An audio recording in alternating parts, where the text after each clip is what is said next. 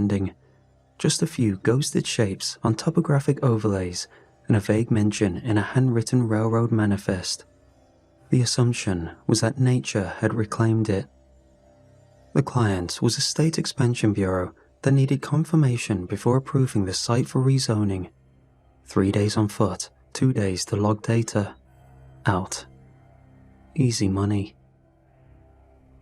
I reached the ridge near sunset. From that vantage, I expected overgrowth, ruin, maybe a few stacked stones swallowed by decades of erosion. Instead, I found a town sat nestled at the base of the valley like it had never been lost. Dozens of rooftops, chimneys trailing thin plumes of smoke, worn wooden porches, 2-story homes with split-beam shutters and latticed windows. Not a single modern fixture in sight. No telephone poles, no asphalt, no signage beyond a small, warped placard nailed to a leaning post at the valley mouth. Burned into the wood. Merrow's End. And beneath it, carved faintly, almost like a whisper, for those returning. I started down the slope with careful steps, crunching through brush, expecting someone, anyone to react to my approach.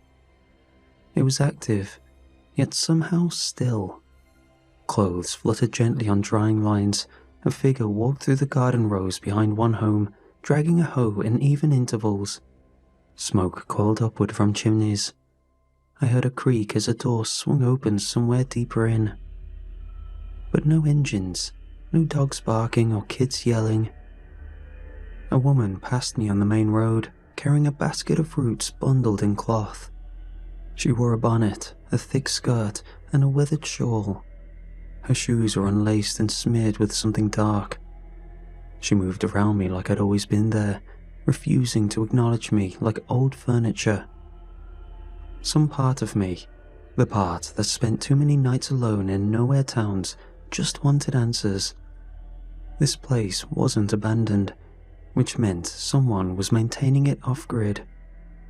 I figured I'd knock on a few doors in the morning.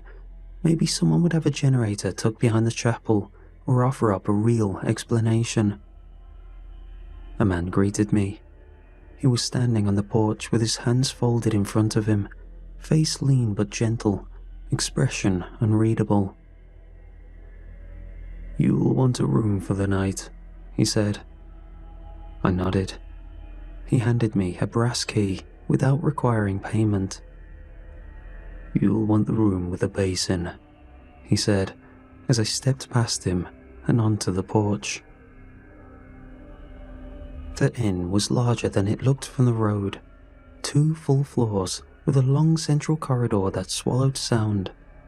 The floorboards were clean, but worn thin in the center, ground down from decades of use.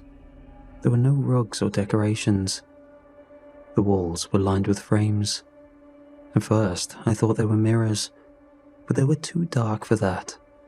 Instead, they were panes of glass clouded with soot, edges chipped, surfaces dulled by age. Empty frames, no names or plaques. Whatever had once been hung there had been removed, yet the nails remained in place. The man didn't comment as I looked. He simply turned and walked, lantern in hand, expecting me to follow to the end of the hall.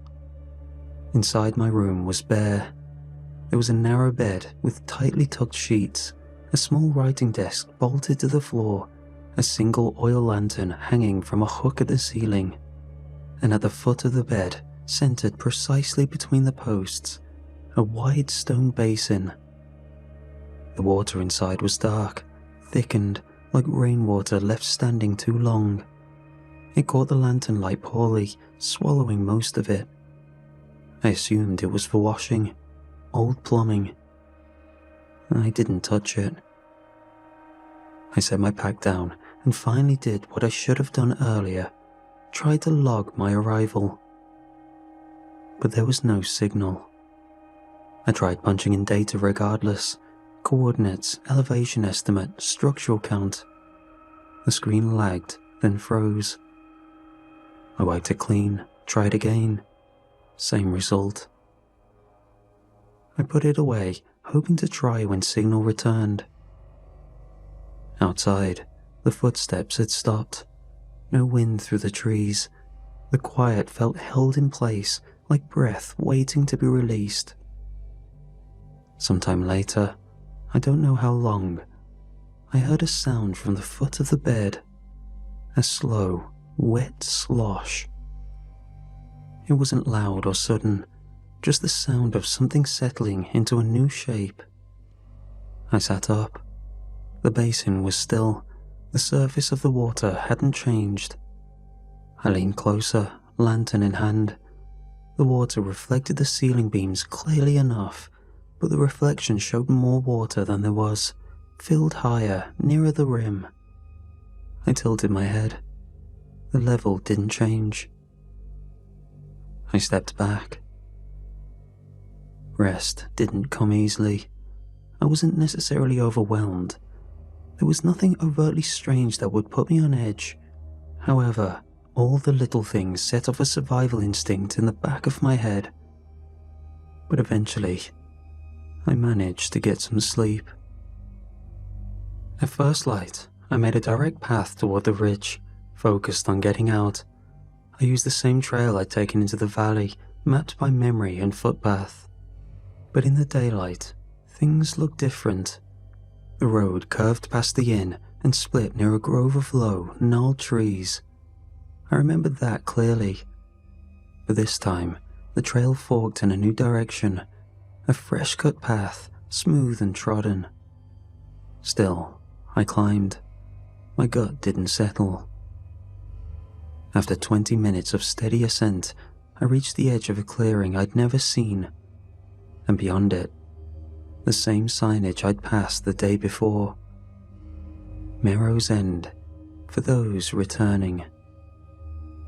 The carving was identical, same angle, same split in the lower post. My boots made the same noise on the same gravel. I'd looped, except I hadn't turned once. Now, entering with the sun up, I could see the town had changed in my absence. The townspeople moved in synchronized cycles. I passed the root patch again and saw the same woman from yesterday, cutting the same crop in the same arc. Her knife never paused. I saw a man hanging herbs from twine near a crooked post, and when I passed by him half an hour later, he was still hanging them. Same motion, same plants, only the twine had lengthened. No one acknowledged me, not even in the passive, dismissive way they had before. They moved as if they were enacting a play. I tried knocking on doors, but most were locked. Inside the few I could open, there was nothing but unused furniture, arranged identically in each house. Then, I saw the children. 3 of them stood in the narrow alley behind the butcher's shop, watching a beetle drag itself across the dirt coldly. They watched me for a few seconds in the corner of their eyes. They just didn't look, like I wasn't an object worth registering. Then I saw the youngest looking one blink. Once, slowly, and the beetle stopped moving. In an overgrown field, a woman bent over a patch of grey, root-like vegetables, hacking at them with a curved blade. Nearby, a man dragged a whetstone along the edge of a billhook, his stroke steady and mechanical.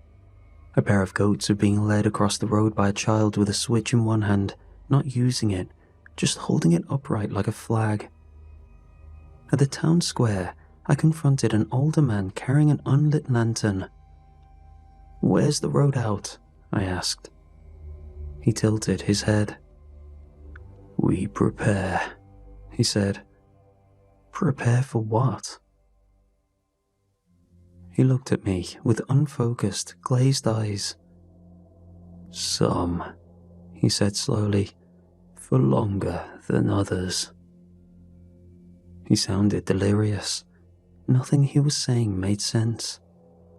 Then he walked past me and continued walking even after the road ended. That was when I saw the well. It sat in the square like an altar.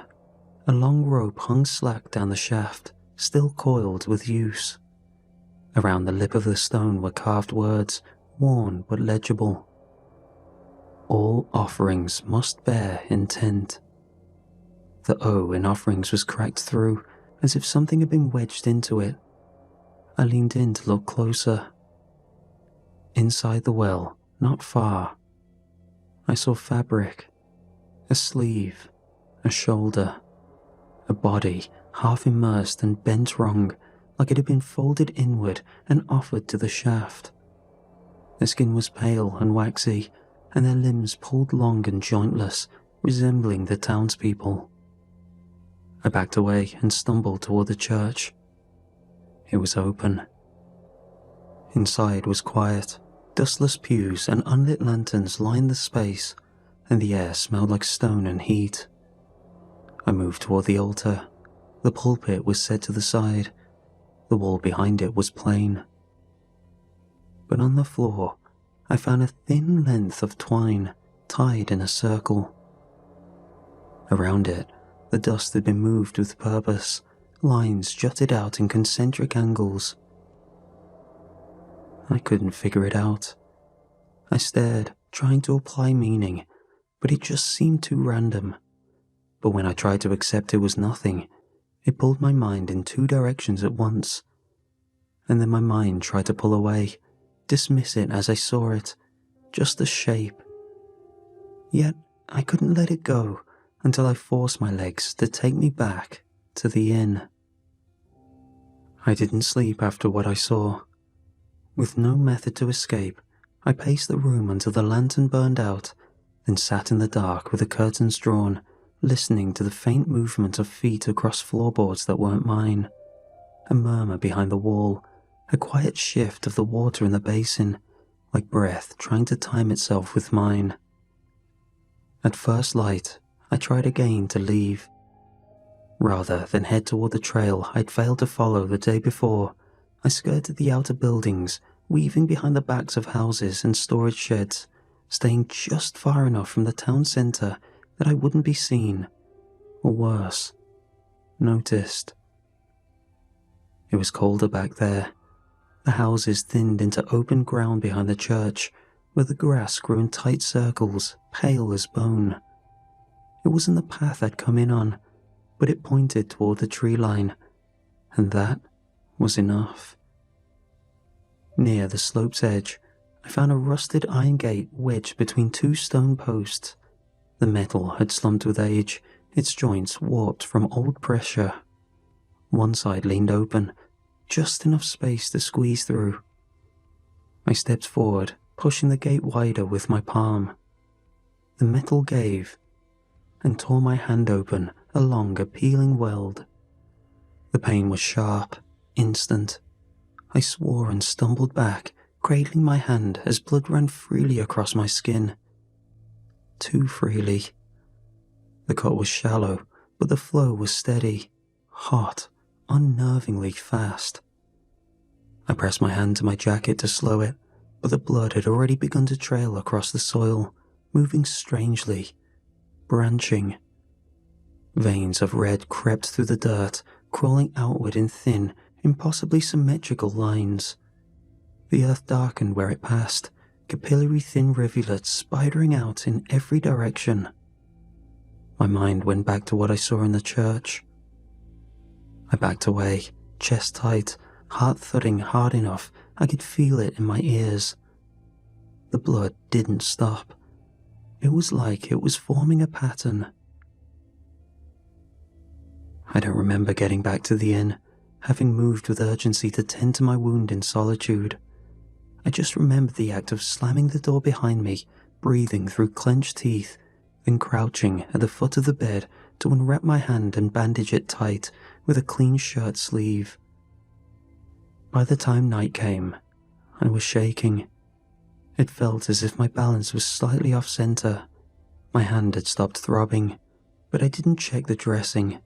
I didn't want to see how clean it was. The lantern was off. Sometime after midnight, I woke to the sound of someone breathing beneath the bed, each breath long, fluid, wet. each exhale stretching longer than the last. I froze. The basin at the foot of the bed was half filled again. I hadn't touched it since arriving. The surface of the water was in motion, as if it was climbing. Thin tendrils of liquid crawled upward against the stone, sliding up the rim in curling shapes, trying to crest over. I stood too fast. The floor creaked under my heel. The breathing stopped, but I continued running. I reached the door. The handle was warm, like it was alive. It resisted slightly when I turned it, like skin recoiling from touch. Then, gently, it pulsed in a steady throb. I took my hand back and stepped away. The room smelled of copper and something sweet and raw, like overripe fruit or a sick animal's den. I sat down on the bed and waited for the sun, too scared to look away, and equally as terrified to go out at night, frozen in place by an impossible decision. By morning, my palm had healed without trace, smooth and uniform, like it had never been opened at all. But on the inside of my forearm, faint but visible under the skin, a new mark had surfaced. A sigil, pale and curling, like something once soft and wet, had wrapped around the bone and decided to stay. The second attempt to leave had failed before it started. By midday, I tried every exit I could map. The sloping trail behind the chapel, the ridgeline behind the butcher's lot, the old boundary fence beside the orchard. Each time, I followed the route as far as I dared.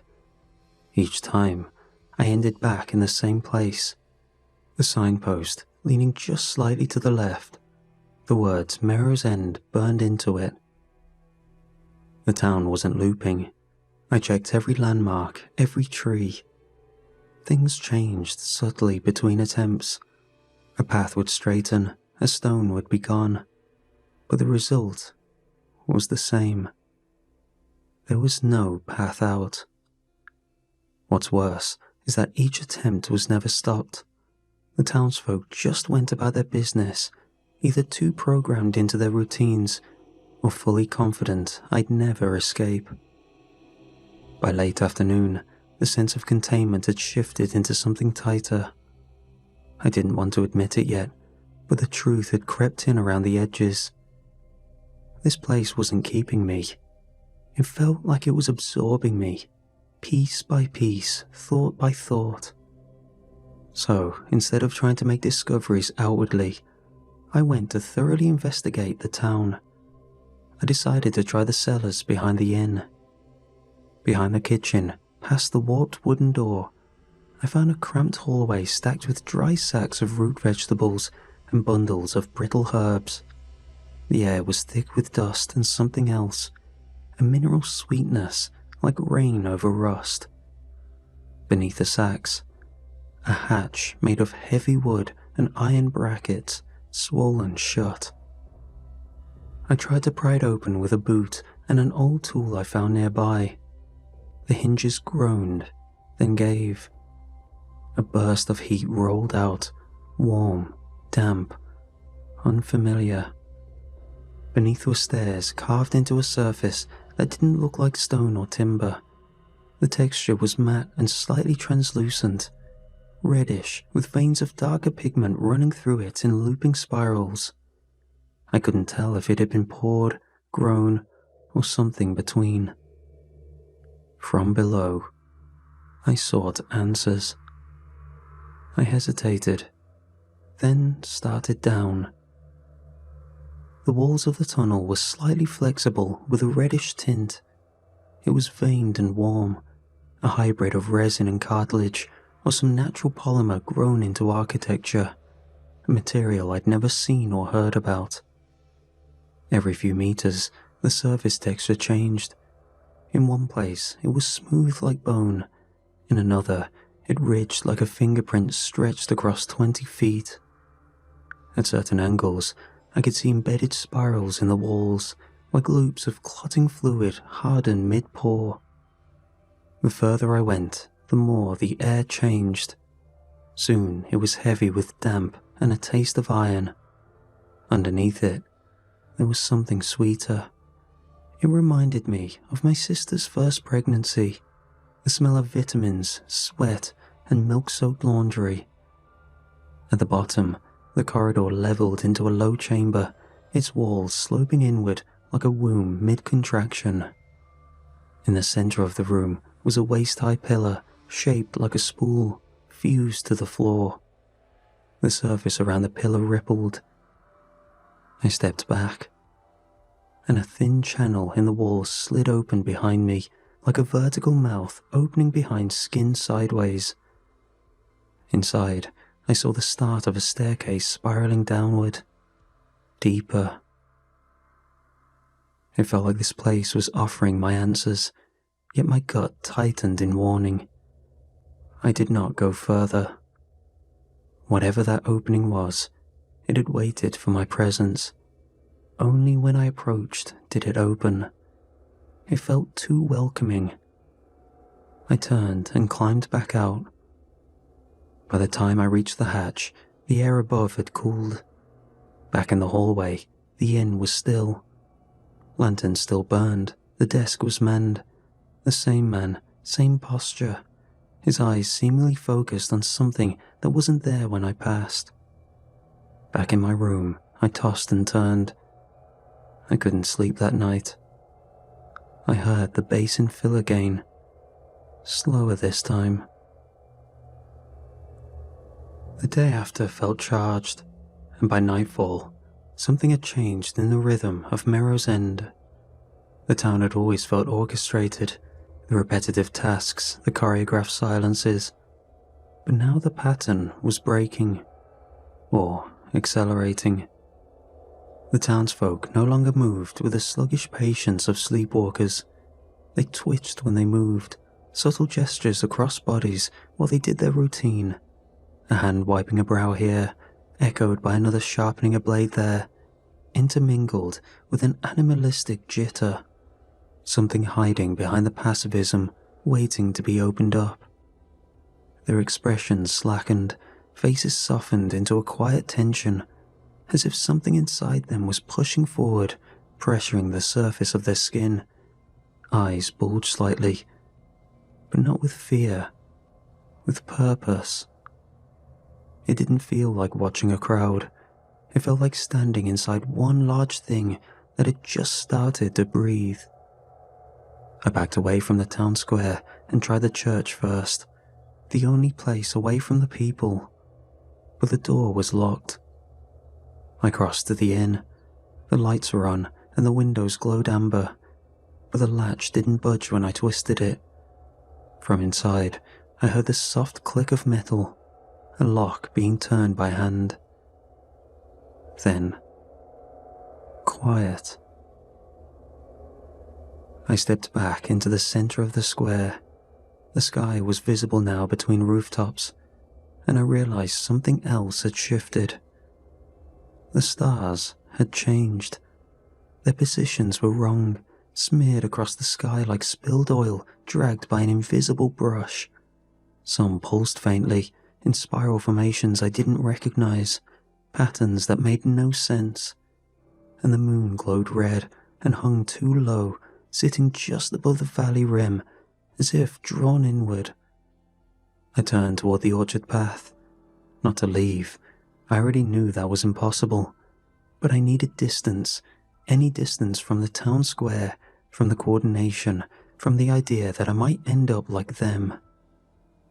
As I walked, I passed a woman hanging rags along a line.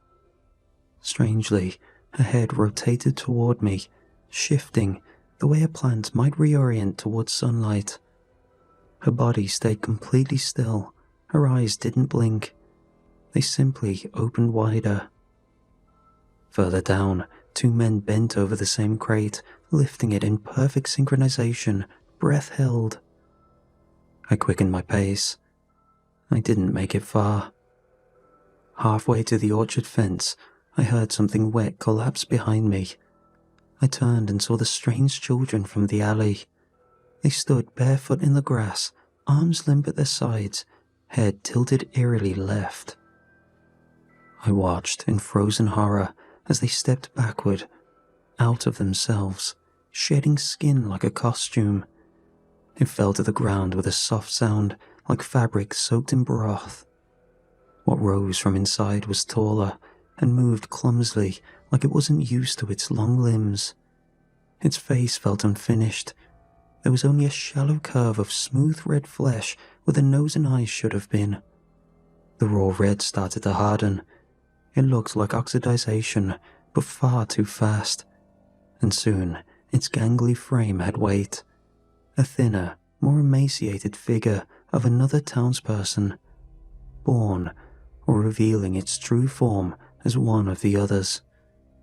It turned its attention to the well in the square.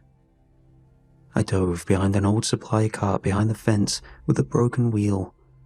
From there, I could see the well and the people around it clearly.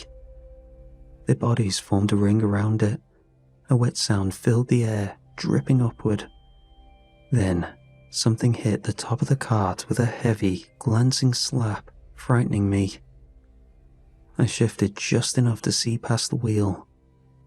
Above me, hovering silently, was the stone basin from my room, suspended in the air, slowly rotating. Its contents, that reddish, half-coagulated water, was draining upward, drawn to an unseen source above the rooftops. The basin itself was perfectly level, floating with intent. And below it, the townsfolk began to hum in harmony as they each began to slowly crawl into the well. Two broke off from the pack and turned toward me. My eyes widened as I tried to crawl out, but I felt drained of everything. I was unable to move a finger. My vision darkened as they approached and blacked out completely as I saw them reach out to my hiding spot.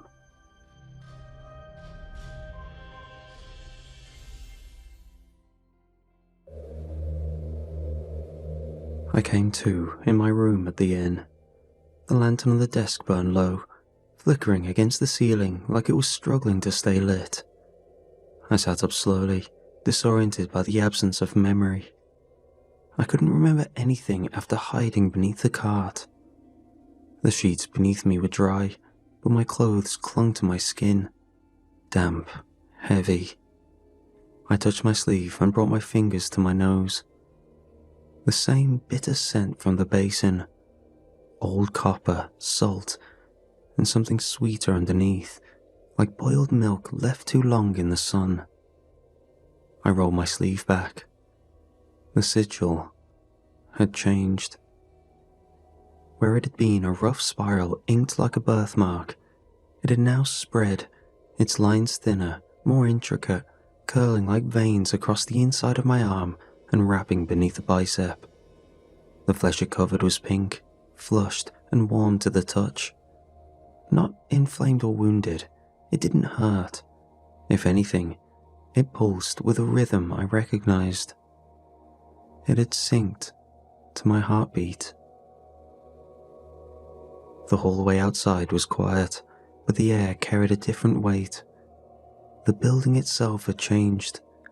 The walls, though still straight, seemed to lean closer, perceptibly, as if pressure had built up behind the plaster. The wood along the trim had darkened with moisture, and the wallpaper at the corners was curling away, exposing seams beneath. There was no one at the front desk this time. I moved, slowly, listening for sound, the creak of footsteps, a whisper, a breath. But the only thing I could hear was the faint creaking of the building itself. Until now, I'd spent every waking moment in Merrow's End trying to leave it, or, failing that, trying to understand it. But the more I moved, the more it moved with me. The more I resisted, the less it needed to react. This town, or whatever had rooted itself beneath it, was methodical, patient. It didn't need obedience or panic. It only needed participation. And I had been participating since the moment I took the key. I thought about the basin, the way it floated above the square, how it turned slowly in place, perfectly level, dripping upward like it was feeding something that existed outside of gravity or time. It hadn't been symbolic. It had been functional. Maybe a sensor, maybe a sacrament, or maybe something simpler. A part of the machine that was building me into whatever came next. If the process couldn't be escaped, maybe it could be disrupted. Maybe there was still something in this system that would break if I pulled too hard on the wrong place. Either way, it was my only option, because all the exits to the inn were locked and sealed. They didn't even budge when pushed, which left one place I could go. The hatch. The rusted handle moved more easily this time, as if it were welcoming me, and it no longer smelled like rot, just damp and meaty. As I ascended, I immediately noticed the change. Before, the tunnel had resembled a resin mold, something grown but still structured. Now, it had softened, like the material was still forming itself. The walls were thicker, rounder, and pulsed ever so slightly under the surface, as if liquid moved within. The air glowed faintly red as if filtered through capillaries. The further I moved, the warmer it got. The wall gave slightly beneath my fingers, like pushing into a pregnant stomach. Something twitched on the other side of the membrane. I looked closer. Behind the translucent flesh, I saw shapes suspended in fluid, a spine without ribs, a mouth, limbs. The smell began to shift. Iron, milk, plastic, skin. It reminded me of neonatal wards, of old birthing rooms, of hospital cribs in the dark. The tunnel widened ahead of me. I stepped into a chamber that sat directly beneath the town centre, round and evenly proportioned, like the cavity beneath a joint. The air was warmer here, heavier, and carried a low pressure that pressed against my ears and made my footsteps sound muffled. 7 archways ringed the chamber, spaced with mathematical care. Each glowed faintly from within, the light distinct in tone and temperature. One radiated a soft arterial red, another carried a sickly gold, like old bile under lamplight. Others glimmered in otherworldly hues, their colour shifting when I tried to focus on them directly. At the centre stood a low pedestal gown from the same resinous substance as the tunnel. Its surface was smooth in some places and ridged in others, as though it had hardened around objects placed there repeatedly over time. Resting in shallow impressions along its top were several basins. They were identical to the one that had been in my room. Some were filled nearly to the brim with thick, dark fluid that moved slowly, resisting gravity in subtle ways. Others had collapsed inwards, their rims sagging, split as if they'd been discarded after use. One hovered just above its recess, turning slowly, thin threads of liquid lifting upward from its surface and vanishing into the air above. Behind the pedestal, the black wall curved upward into a wide spiral rendered in hard, blackened resin. The shapes were anatomical, but abstracted. At the spiral's beginning was a human form, proportioned normally, upright and intact. Further along, the form stretched, limbs lengthening beyond balance, joints reoriented for reach rather than stability. Past that, the figure opened, the torso hollowed into lattice work, organs reduced to supporting structures. At the outermost curve, the form no longer resembled a body at all. It folded inward, forming a looped shape, sealed and continuous, like an umbilical coil with no external anchor. Beneath each vase ran a band of minute engraving. Hundreds of names, each carved with care, aligned in a symmetrical way. My name was at the very bottom, like I was the final step. But I was not willing to let that happen. I stepped forward and took hold of the basin marked with the same fine cracking pattern as the one I'd been given.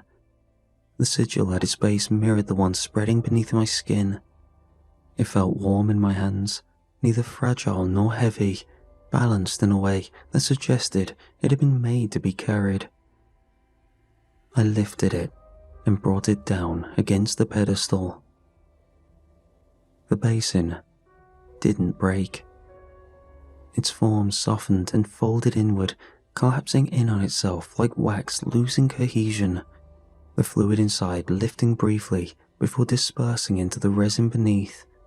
The pedestal absorbed it without resistance, the impression filling in smoothly, as though the basin had never been there at all. The chamber reacted immediately. The tunnel behind me sealed shut with a thick, muscular contraction that reverberated through the floor.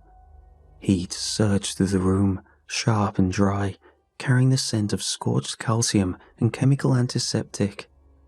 The light within the archways flared, intensifying in color and brightness, and I felt a subtle shift in pressure as something reoriented around me. From one of the arches, a figure stepped forward. It was the man from the inn. He wore the same black garments, though they clung wetly to his frame now, darkened by fluid that seeped steadily from his joints, making it look more like a priest's gown. His posture had changed. The alignment of his spine was too fluid, each movement rolling smoothly into the next, as though his bones had learned a different way to cooperate. He stopped a few steps from the pedestal and raised his arm. The sigil along his forearm had fully bloomed, expanded into a complex network of curves and channels that pulsed visibly beneath the skin. It was complete in a way mine was not, its symmetry precise, its rhythm steady. When he opened his mouth, no words came. Instead, a second face pressed forward from within his throat, small and undeveloped, eyes sealed beneath thin folds of skin.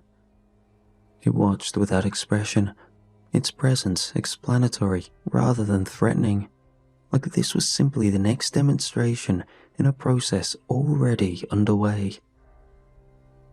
I stepped back instinctively, and my shoulder brushed the spiral wall behind me. The moment my arm brushed the spiral wall, I felt the contact register like a pressure plate engaging deep within the structure. The sigil in my arm flared, not in pain, in clarity, and a single word came to mind. Prophecy. At first, I thought I was still in the chamber, but the air was too still. The light had shifted. There was no tension anymore. Every basin, including the one I had tried to destroy, now floated above the pedestal, hovering inches above their depressions. Their surfaces were calm, their contents full, held in suspension, like they knew the order of things and were waiting for their turn. Around the chamber stood the people of Mirror's End, the innkeeper, the cleric, even the beings the children became. Before them, a basin. Each bore a sigil, fully bloomed across their flesh, some on their forearms, others on their backs, throats, even their cheeks. They raised their hands or their shoulders or the backs of their necks, aligning the sigils over the bowls. And then they poured. Whatever it was, it came out slow, thick with motion, lightless and impossibly dense. How identity might behave if it could be distilled, a slowing off of selfhood in liquid form. One by one, the townsfolk offered their essence into the air. The strands hovered, weightless, then bent upward, all of them into a single hollow space above the pedestal. Something was coming through. It didn't descend, it condensed. At first, it looked like vapor, catching the threads of fluid mid-air. But then, structure took hold. A spine without vertebrae, mouths folding over mouths, arms that ended in gestures, not hands.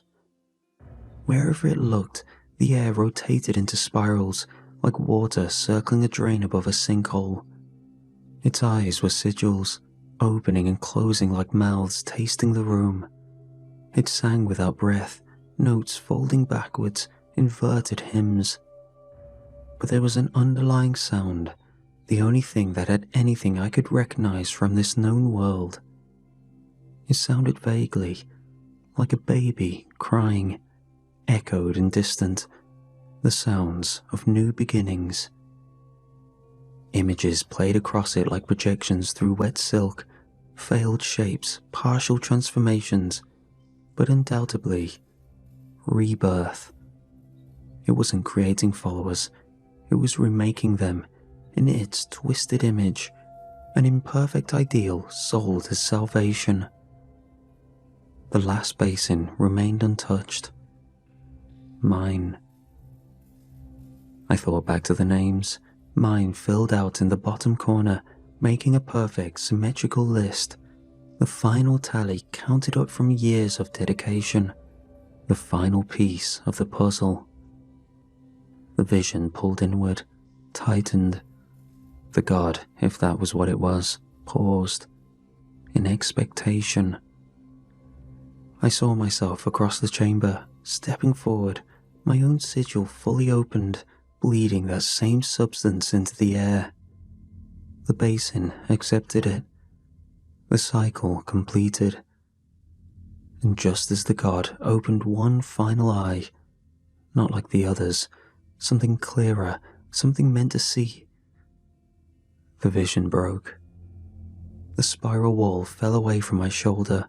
The chamber snapped back into focus. The air had changed. They were already moving me toward my bowl. I was being carried. Hands beneath my arms, more at my legs, lifting with a kind of reverence. The basin sat ahead of me, floating where I'd seen it in the vision. Thin strands of fluid veined outward from its sides, connecting to the central hollow above the pedestal like umbilicals.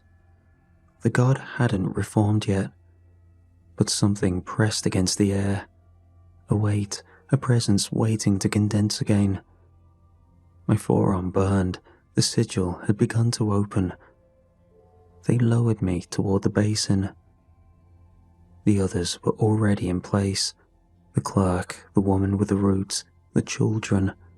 Their heads bowed, their arms slack.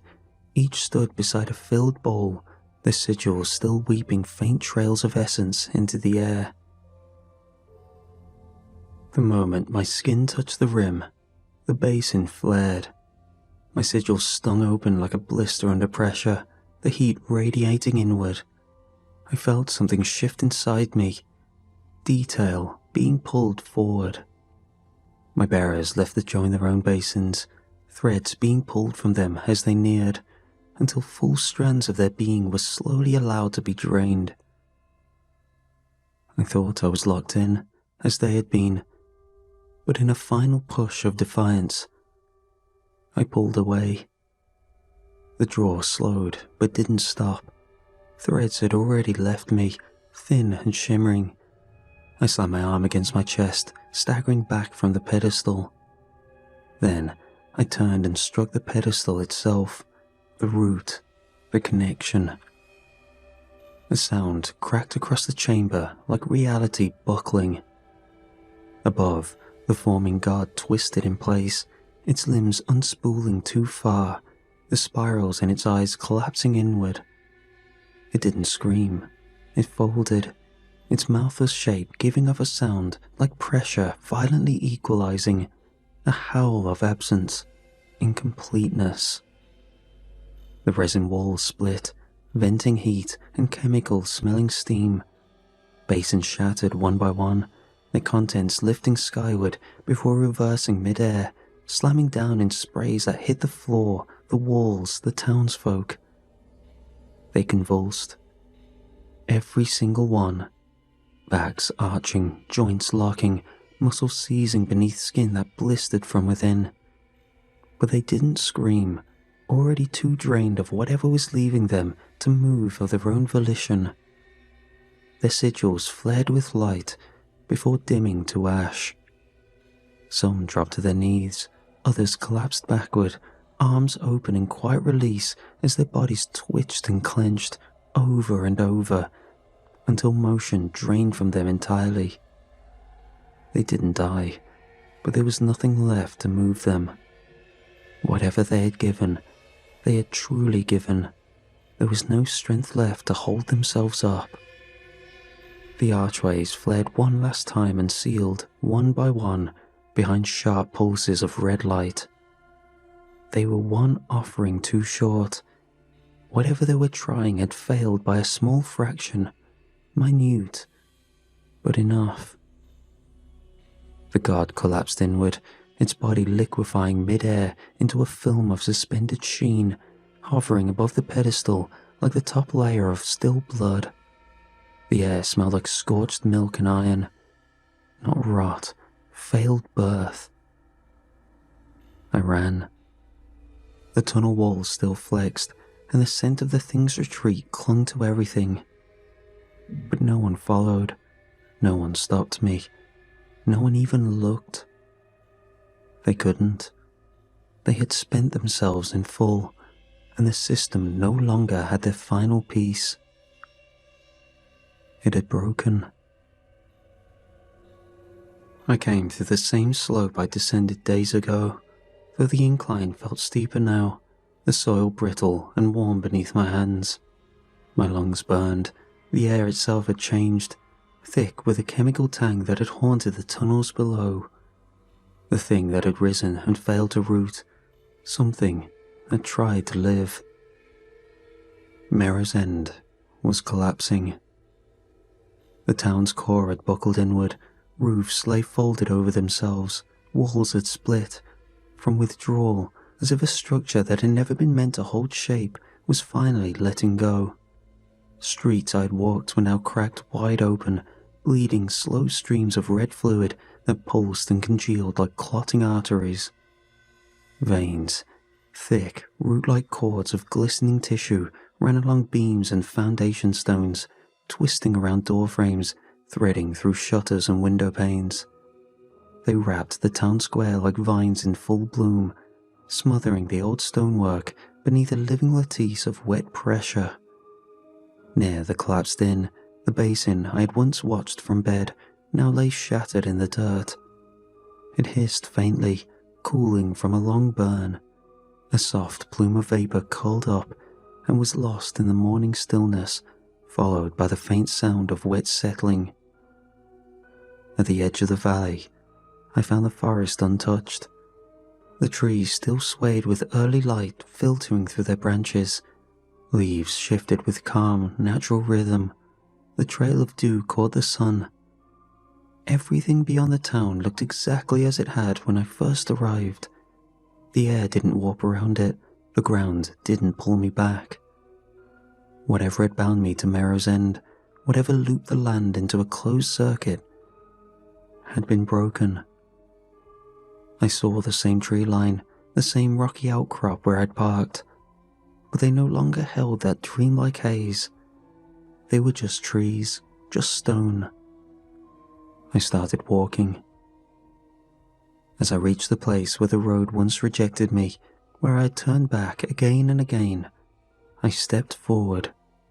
My foot touched gravel, solid, cold, and undistorted, and a sharp pain erupted up my arm. I staggered, clutching my forearm, breath caught. When I pulled back my sleeve, the sigil was gone, but the skin beneath was red and raw, the skin not carved away, but seared to the edge of peeling. The lines of it still echoed faintly in the damaged tissue, but they no longer pulsed, no longer claimed me.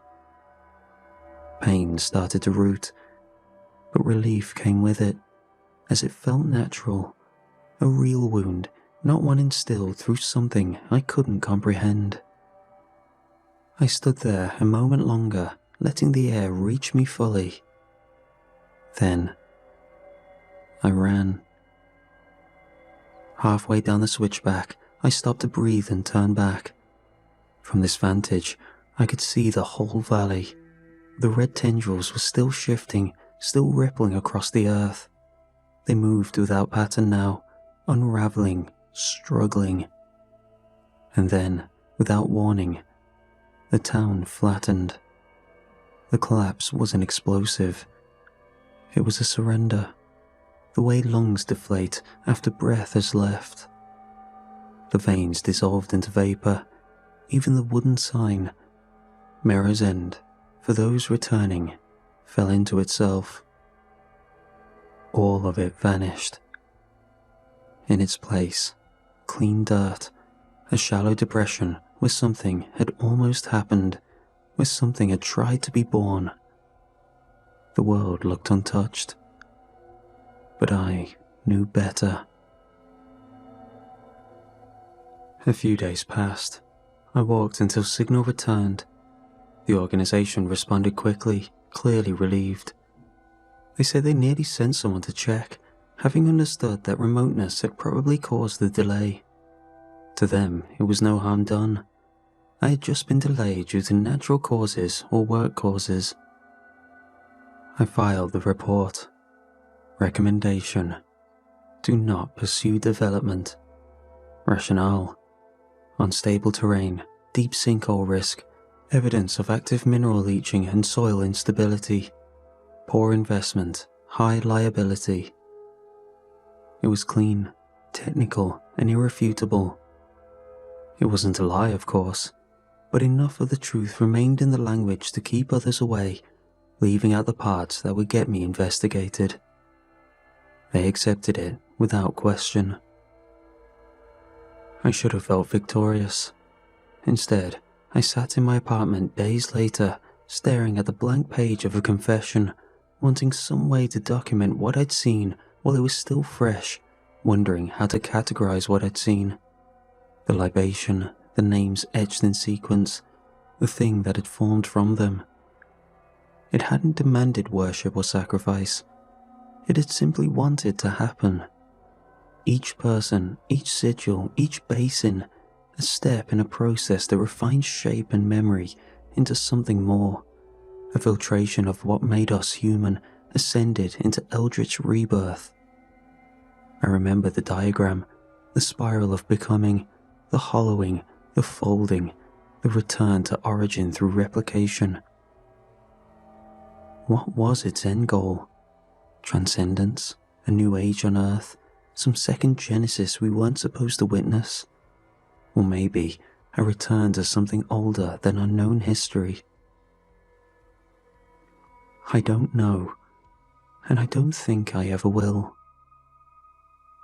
And that scares me.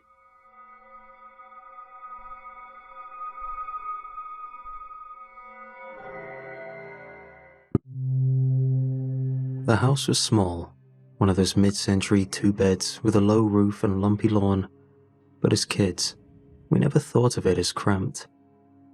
It had just enough hallway to race through, just enough corners to hide behind. We knew which kitchen floorboard squeaked when you stepped on it. The hallway had this one sharp corner where backpacks always scraped the paint. Every September, my mum would repaint it like clockwork, and every year we wore it down again by Christmas. We had this ugly green and gold carpet in the living room. My brother once swore he saw a face in it, and then convinced me it changed expressions. That was the kind of kid he was. Magnetic in the way that kids only are before the world starts sanding them down. He was 2 years younger than me, and twice as brave. He could climb anything, say anything, befriend anyone. Adults loved him because he was funny without trying to be. He made up rules for every game. Sometimes they were fun, like you couldn't step on the 3rd floorboard in the hallway because that was lava. but some didn't make sense. Like, if you touched the wall after dinner, you were it until someone blinked twice. With him, hide and seek had its own law. Our parents leaned into the chaos in the best way. Dad was a big guy who would chase us around the house, growling like a bear, capturing us in an inescapable but gentle hug. Mom was the planner, clipboard type, always humming some old song and slipping snacks into every bag we owned.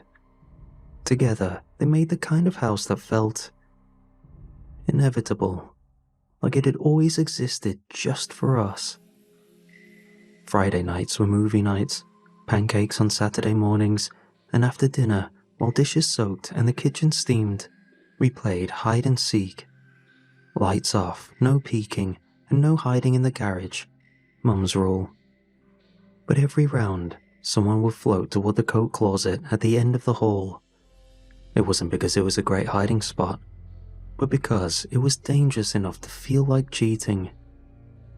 Behind the coats and the old scarves was a small wooden door. The crawl space. Dad always told us not to mess with it, but never in a serious way. More like, don't go in there unless you want spider eggs in your ears, or that's where we keep the tax demons. We used to dare each other to knock on it. Once, my brother opened it a crack just to prove he wasn't scared. I slammed it shut before he could crawl in. We both shrieked, laughing. It wasn't ominous, just grown-up house stuff, off limits in the same way the breaker box was, or the shed with the rusted hedge trimmers. We didn't think of it as dangerous. We didn't think about it much at all. My brother always counted fast, always made me count slow, and whenever he finished counting, he'd grin ear to ear and shout it like a spell. Ready or not? I hear those words now, and my stomach reacts like I'm still 12, like I'm still crouched behind the couch, holding my breath, waiting to be found. It was a rainy evening, one of those muggy summer nights where the windows fog up even though the fans are on full blast and the smell of wet grass hangs in the house like steam. We'd just finished dinner and the four of us were still sitting around the table. My brother had been antsy all evening, bouncing on his knees, making silly faces, trying to get a rise out of Dad. As soon as Mum started stacking the dishes, he piped up. "One more round. Come on, last one. Promise." Dad groaned like he always did, but the corner of his mouth curled. Mum shot me a look that meant, "Watch him. Don't let him climb anything." I rolled my eyes and nodded. That was the unspoken deal.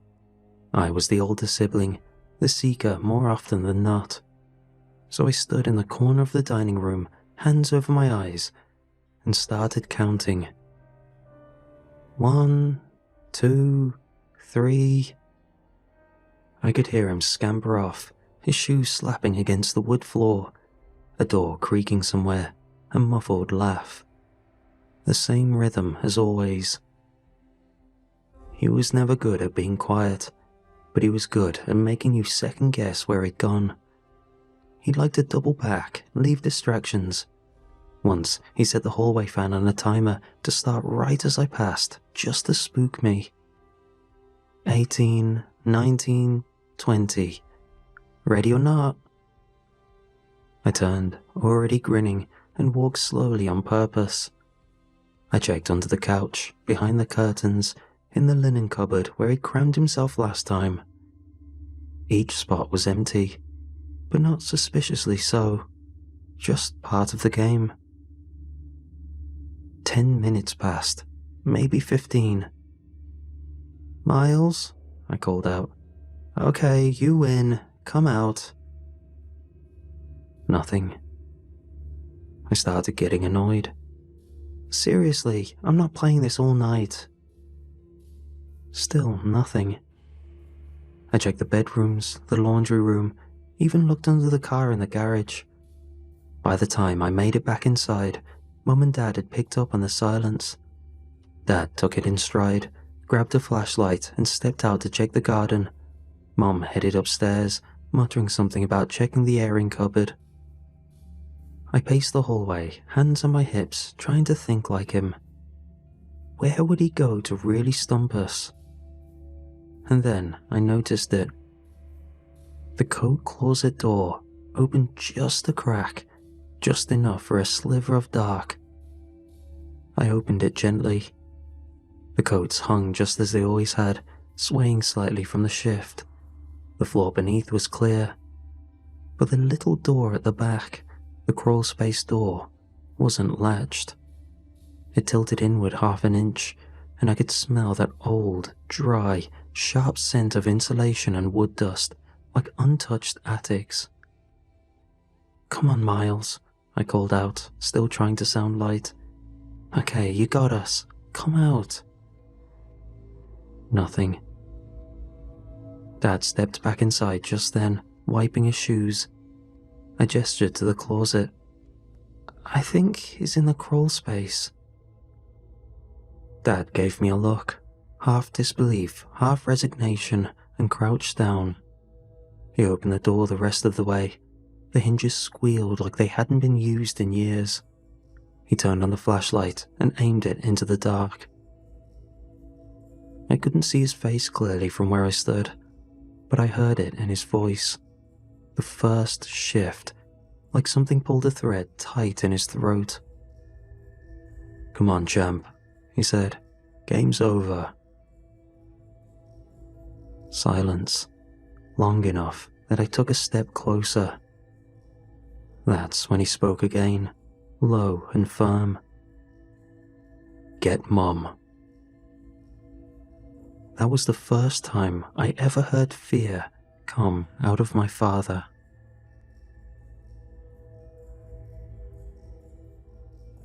The police came that night. Dogs, flashlights, neighborhood parents walking the fence lines with flashlights and tight expressions. People called his name. I remember someone brought over hot chocolate in a travel mug and set it on the porch. They searched the crawl space first, then again, then with more people, different tools, pulled up floorboards, cut into drywall, measured gaps between beams. Nothing. No drag marks, no signs of struggle, no trail. Eventually, the news crew showed up. They used words like disappearance and tragedy. A few weeks later, other words started creeping in. Neglect, lapse, accident. It became a humiliation, a shame you could feel between phone calls. Everyone had a theory. None of them helped. My mom changed first. She stopped sleeping fully, kept a notepad by her bed to track door status, started locking things that weren't supposed to have locks, the fridge, the utility drawer. It wasn't paranoia exactly. It was control. Her world had slipped loose, and she was pulling on every string she could find.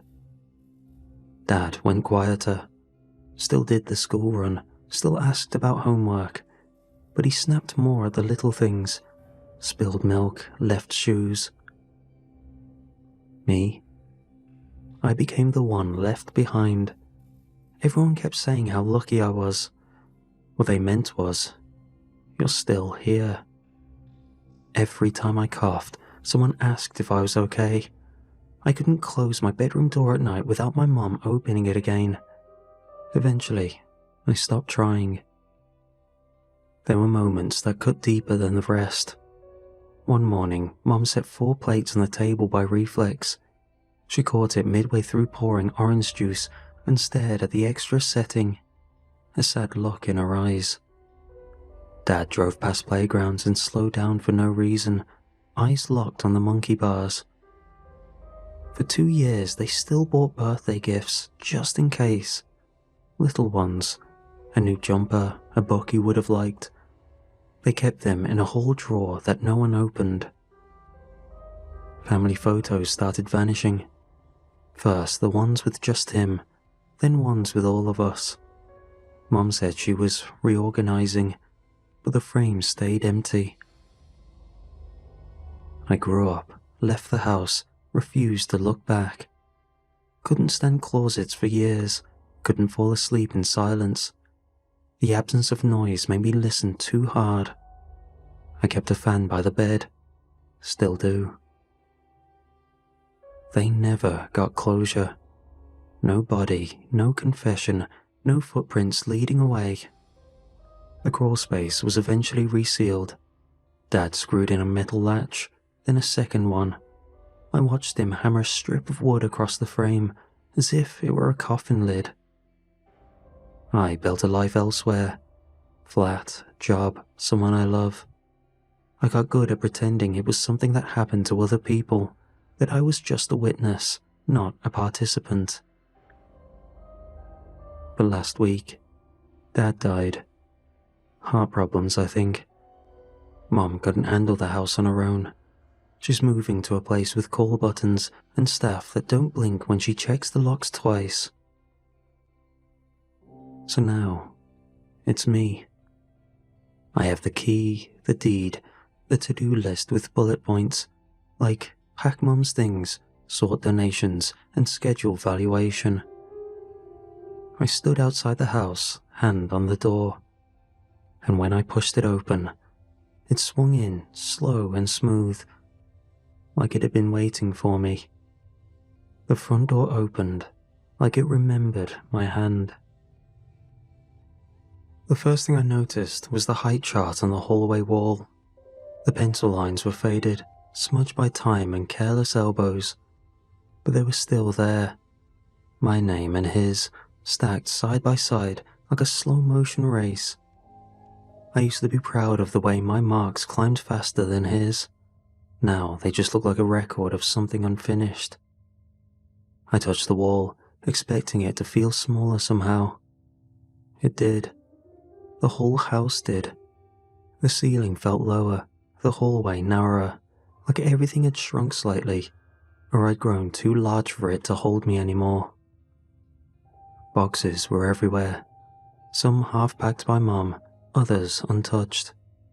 I passed the old coat rack with its single wobbling peg, ran a hand along the scratched banister, and paused in the living room doorway. For a moment, I forgot what I was doing. The room still smelled like furniture polish and old carpet, still had that faint, sweet detergent smell. Mum's kind. It made my chest tighten. I started with the drawers. Junk first, old manuals, tangled cords, expired coupons. I opened one and found a box of crayons, still snapped and worn at the ends, still arranged by someone who didn't care about color order. Mine. Then the brothers' things.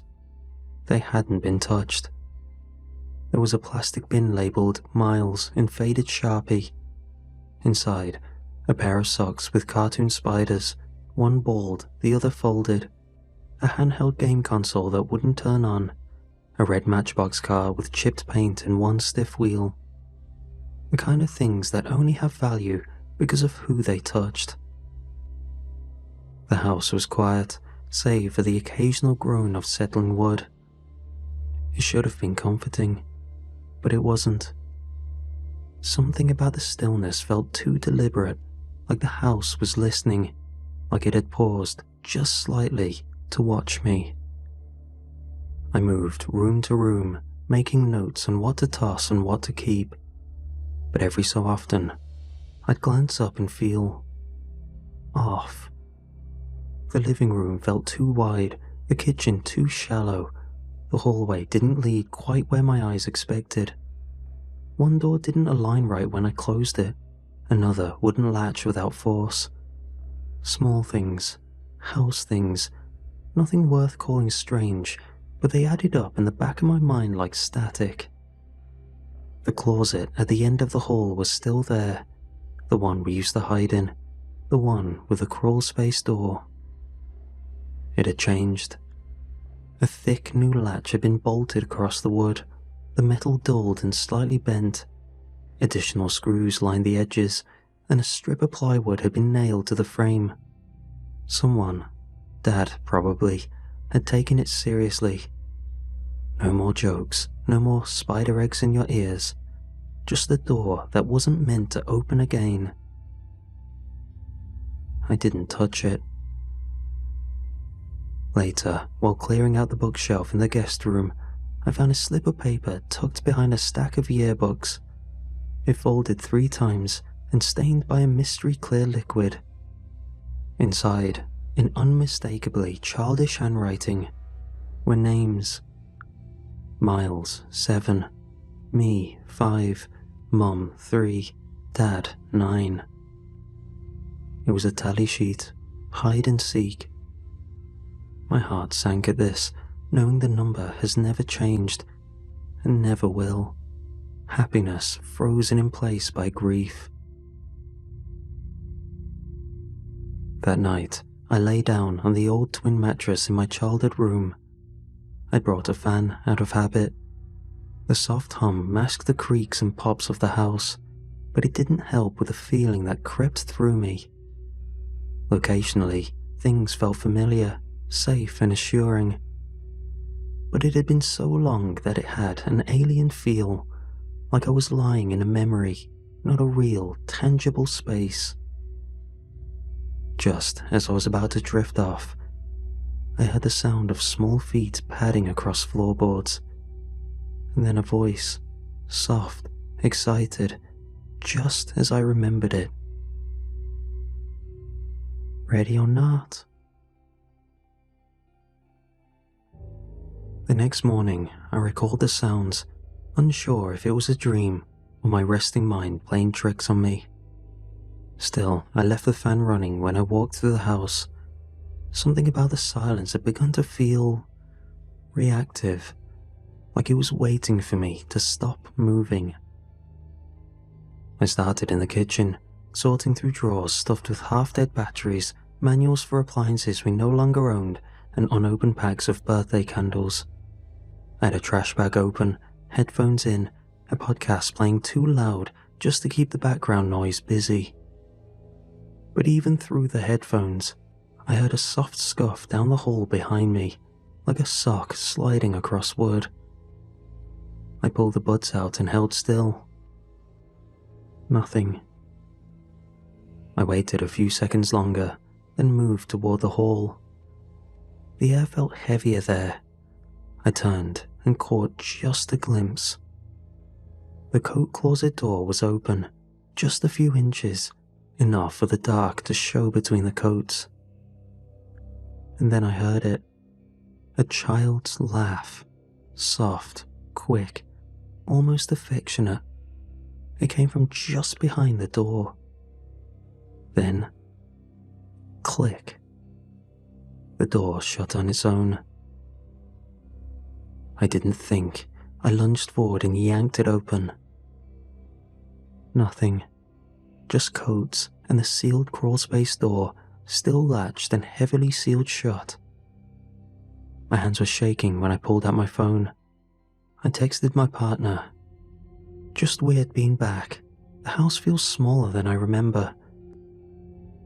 I didn't mention the door or the laugh.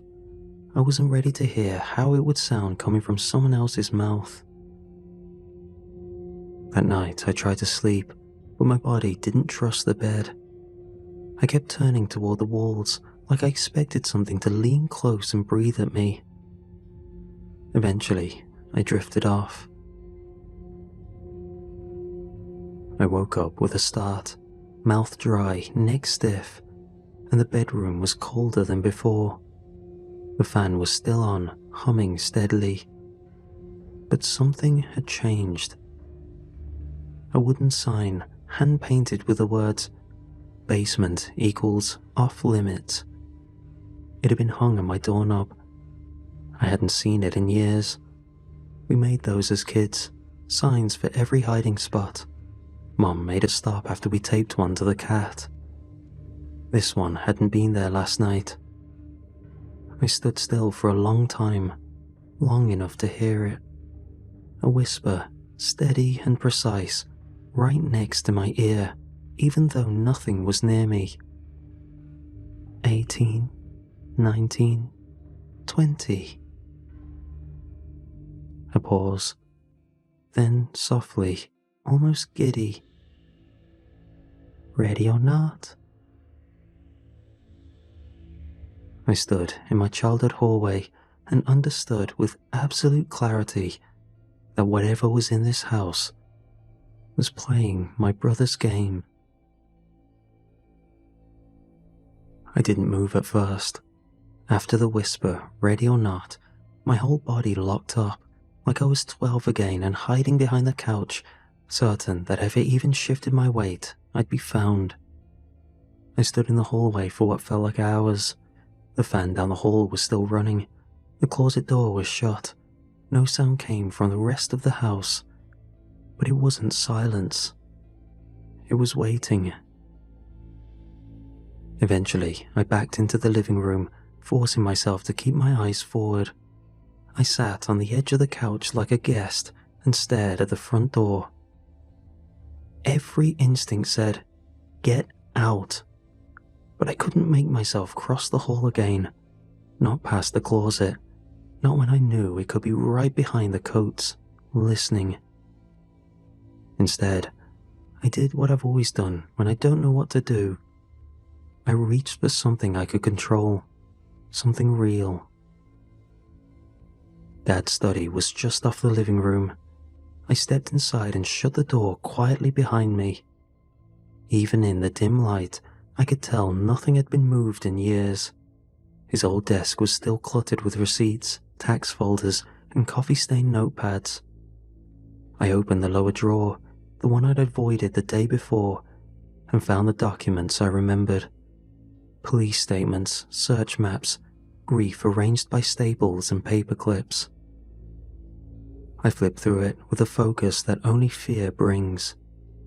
I wasn't looking for answers, not yet. Just something in black and white to tell me I wasn't insane. And then, I found the evidence log. I didn't breathe as I read it. Item: one child's shoe, right. Recovered, wall cavity, coat closet. Date: 17 days post-incident. My hand went numb around the paper. I remembered those shoes, little white trainers with Velcro straps. Miles wore them everywhere, even though one strap always came loose and flapped when he ran. Mom had nagged him about it that night. He'd ignored her, as usual. They'd searched the whole house, the whole yard. They never told me anything had been found. But here it was, buried in a file no one meant for me to see. One shoe inside the wall. I pressed the paper flat against the desk, trying to focus, trying to make it fit into something that wasn't terrifying. But the longer I looked at it, the more the idea decayed. This wasn't a clue. It was a confirmation. The rules of this house were wrong. They always had been. From the hallway, I heard movement. A single step, then another, perfectly spaced. I froze, heart hammering. The steps were soft and deliberate, tracking across the floor outside the study, like someone matching my breath, one sound at a time. I waited. The steps stopped. I opened the study door a crack. Nothing. The hallway was empty, the closet door still shut. But the air felt heavier. I stepped out slowly, barefoot, avoiding the creaky floorboards like I used to when sneaking snacks past bedtime. I reached the front door. Locked. I was about to try open it when I heard it. 3 knuckles against wood. A knock from inside the house. I stood still. Another knock followed. Slow, curious, like it was trying to understand why I hadn't responded yet. The knock came again, this time from just behind me, the other side of the front door. But I hadn't heard it move, hadn't heard anything cross the living room. I held my breath and leaned in just enough to listen. A voice came through the wood like it wasn't muffled at all, like it didn't care about barriers. It sounded like someone standing right next to me, too close. The whisper came through the door like warm breath. "I'm coming." For a second, I stood perfectly still, hands still on the lock, forehead almost touching the wood, as if my body couldn't decide whether to flinch away or press closer to hear it again.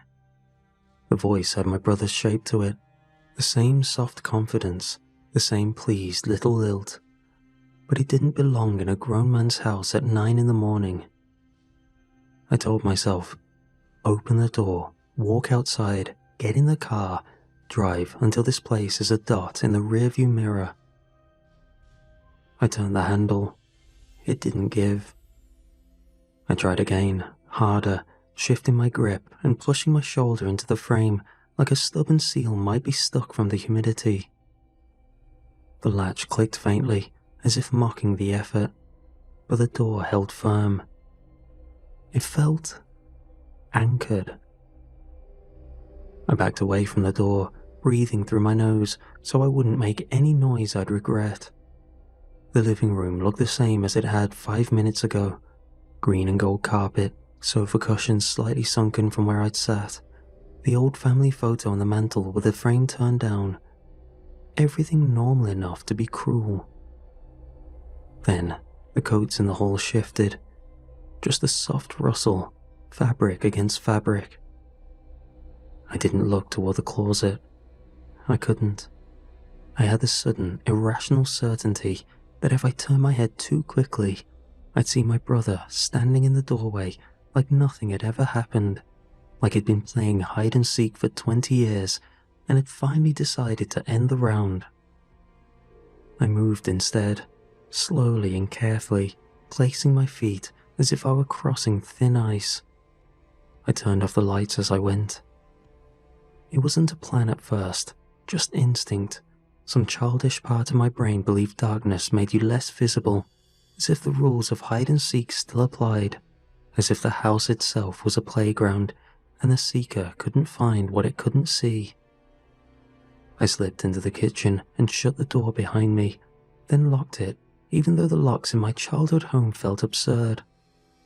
I stood there, back pressed to the wood, listening. Nothing. The silence returned. It held my breath with it. I waited, counted without meaning to. 1, 2, 3. A soft knock came from the other side of the kitchen door, a kind of polite knock you give if you weren't sure whether someone was busy. My skin went tight all over. I didn't answer. The doorknob turned once, slowly, feeling for resistance. Then it stopped. A pause followed, long enough for a small, pathetic hope to flare. Maybe it can't open doors.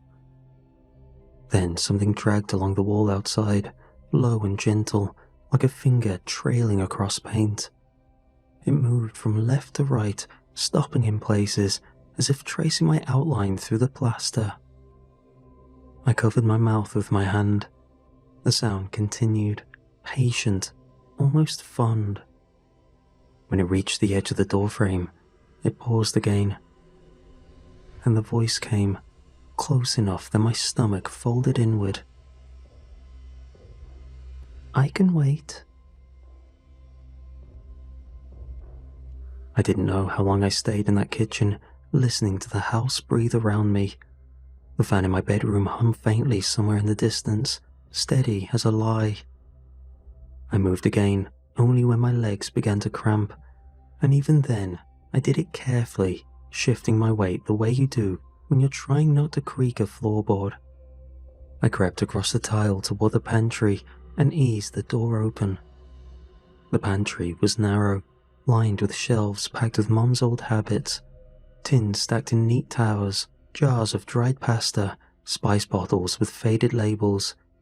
It smelled like dust and oregano. I stepped inside and pulled the door almost shut, leaving a thin slit of light. My breathing sounded too loud in my ears. I tried to make it smaller, tried to make myself smaller. Outside in the kitchen, something moved again, not searching wildly, a measured pace, as if it already knew the hiding places and was simply choosing the order. A soft footstep, then another. It stopped right in front of the pantry door.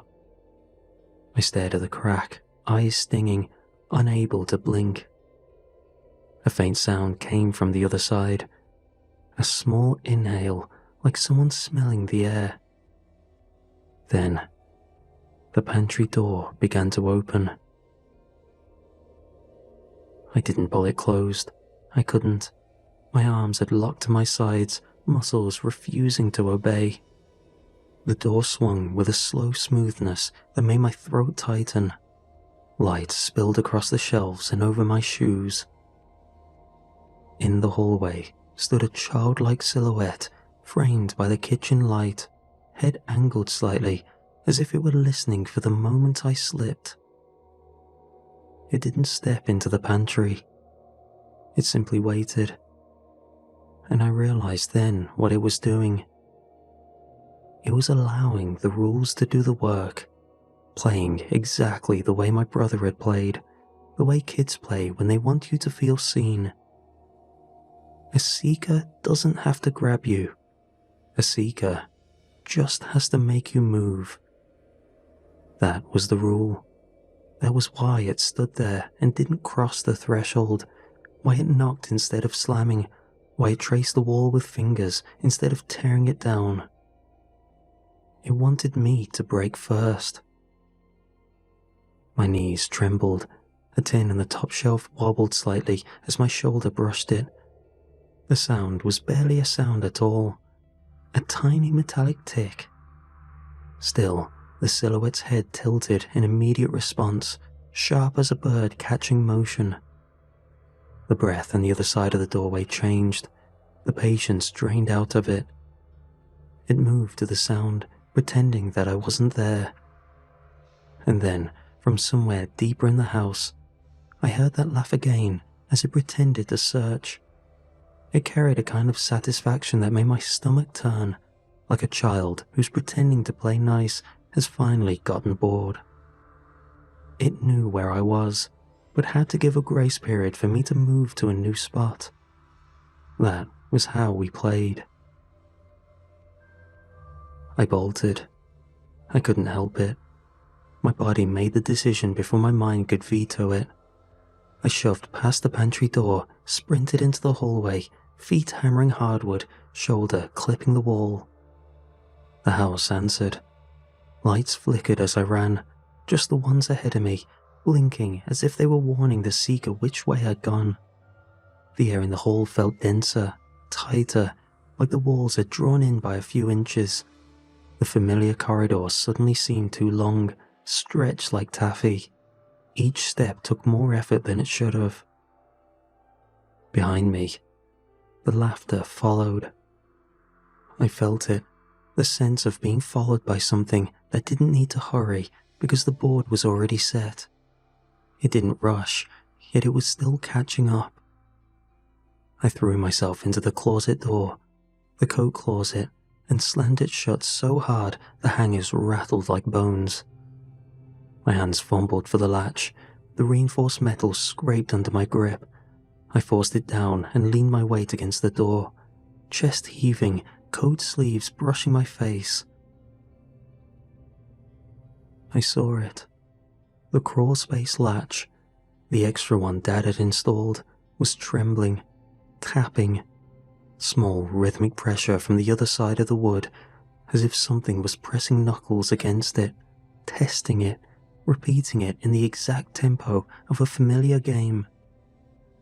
And from right beside my ear, so close I could feel the words in my skin. There you are.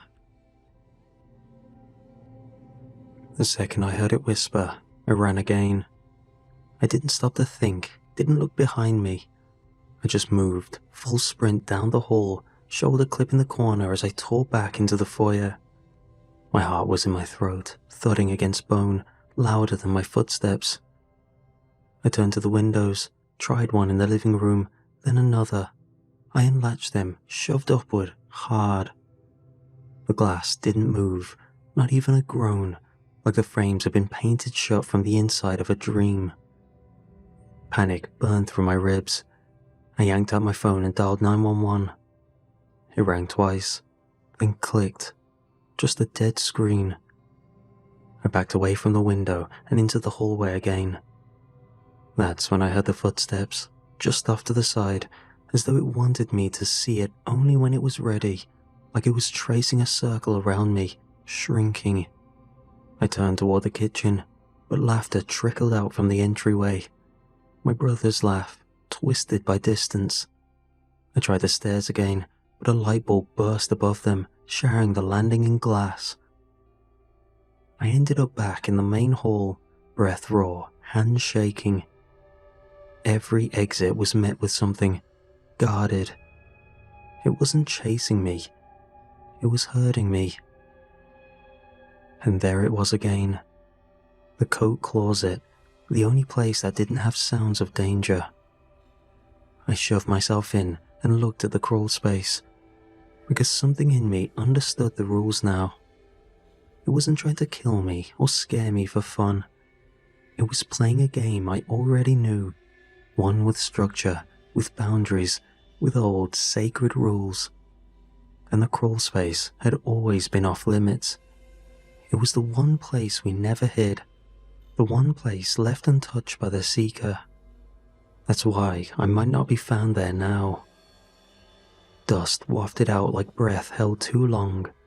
The smell hit first. Old wood, mold, rusted nails, the dry mineral stink of insulation, insect bodies, and whatever else time forgets. I crouched, slid the bolt aside, and pulled open the hatch. The silence changed the moment I dropped inside.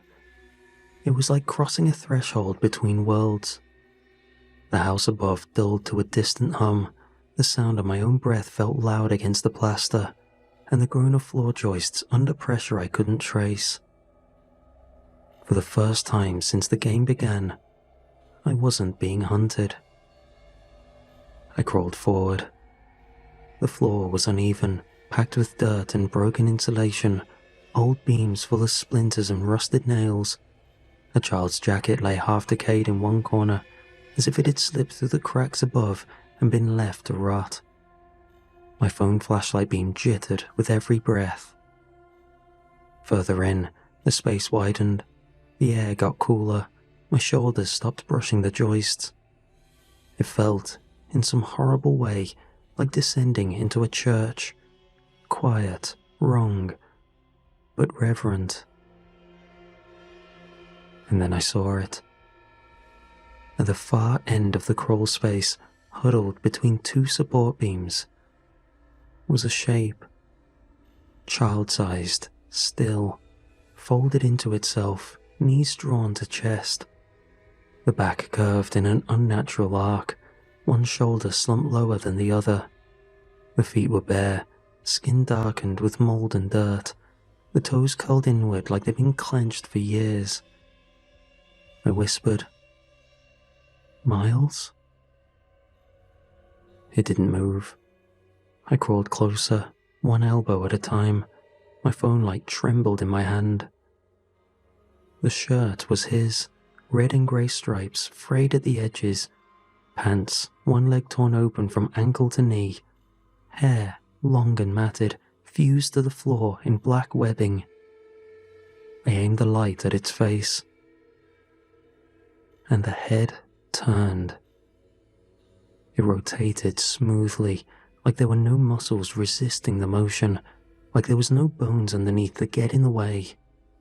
The face that looked back at me was soft in the wrong places, sagging where it shouldn't.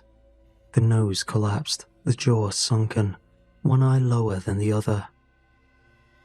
Yet the eyes moved. They saw me, focused, and it smiled, pleased, like a friend reunited at the end of a very long game. Then it spoke, and a voice so familiar it knocked the breath from my lungs. "Found you." I kicked backwards. My heels struck wood. My shoulder clipped a beam.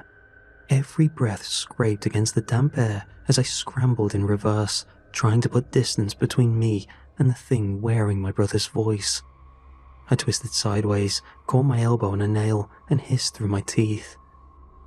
When I looked up again, it was closer. But it wasn't crawling, not moving in any normal way. It just was. A glitch in the dark, skipping across space without crossing it, puppeteered by unknown forces in an unknown scenario. Its arms were still wrapped around its knees, its face half buried in its own limbs, but now it was nearer than before. The light trembled in my grip. I tried not to blink. Then it lifted its head again, slow, unhurried, and the voice came, quieter this time, like we were sharing a secret. "He was good at the game." I froze. Its jaw barely moved as it spoke. The words came from deep in the throat, unbothered by breath or structure. "He lasted a long time, so long I thought he might win, but I learned his rules. I liked them a lot more." The way it said the rules made my skin crawl, like it didn't mean limits, like it meant ritual. It inched forward. The distance between us shortened, as if the world behind it folded inward. "He didn't want to stay," it murmured, almost sadly. "But he was mine. He taught me the game."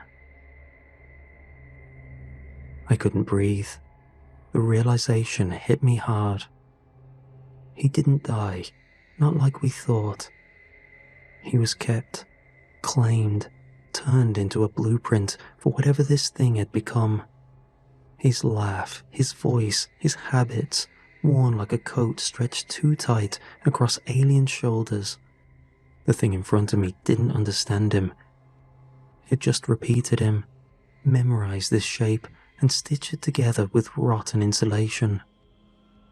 I shifted again, trying to retreat. My leg brushed something cold. I angled the light. A set of old keys. Beyond them, a child's shoe, a cracked plastic ring, a coin blackened with age. Bone, maybe a tooth, none of which looked familiar. Dozens of them, half buried in the dirt, tucked into the corners. Trophies from other players. How many had come here? How many had tried to hide? I stared at the beam beside them. Dozens of small scratches ran across the wood, evenly spaced, gouged deep. Tally marks. It had kept count of the rounds, or maybe the days, maybe both. The thing tilted its head, as if watching me understand was more satisfying than catching me. "It gets boring," it said softly. "No one hides right. No one remembers the rules." I swallowed hard. My mouth felt full of copper. "Why me?" I whispered. It smiled again. "You played with him. You know the rules. You will make this a fun game." I should have run, or screamed, or swung my arm out in defense, but none of that would have mattered. I knew it. This wasn't something that could be outrun. It lived in the walls. It was the house. There were no doors left to slam, only choices. I looked at the tunnel behind me, already narrowing, already folding inward like it had no intention of letting me crawl back the way I came. I could feel the house closing in. And the thing wearing my brother, whatever it truly was, leaned in, eyes gleaming in the dim beam of my flickering light. "I hid so long," it said. "Now, it's your turn." And then, the phone light died.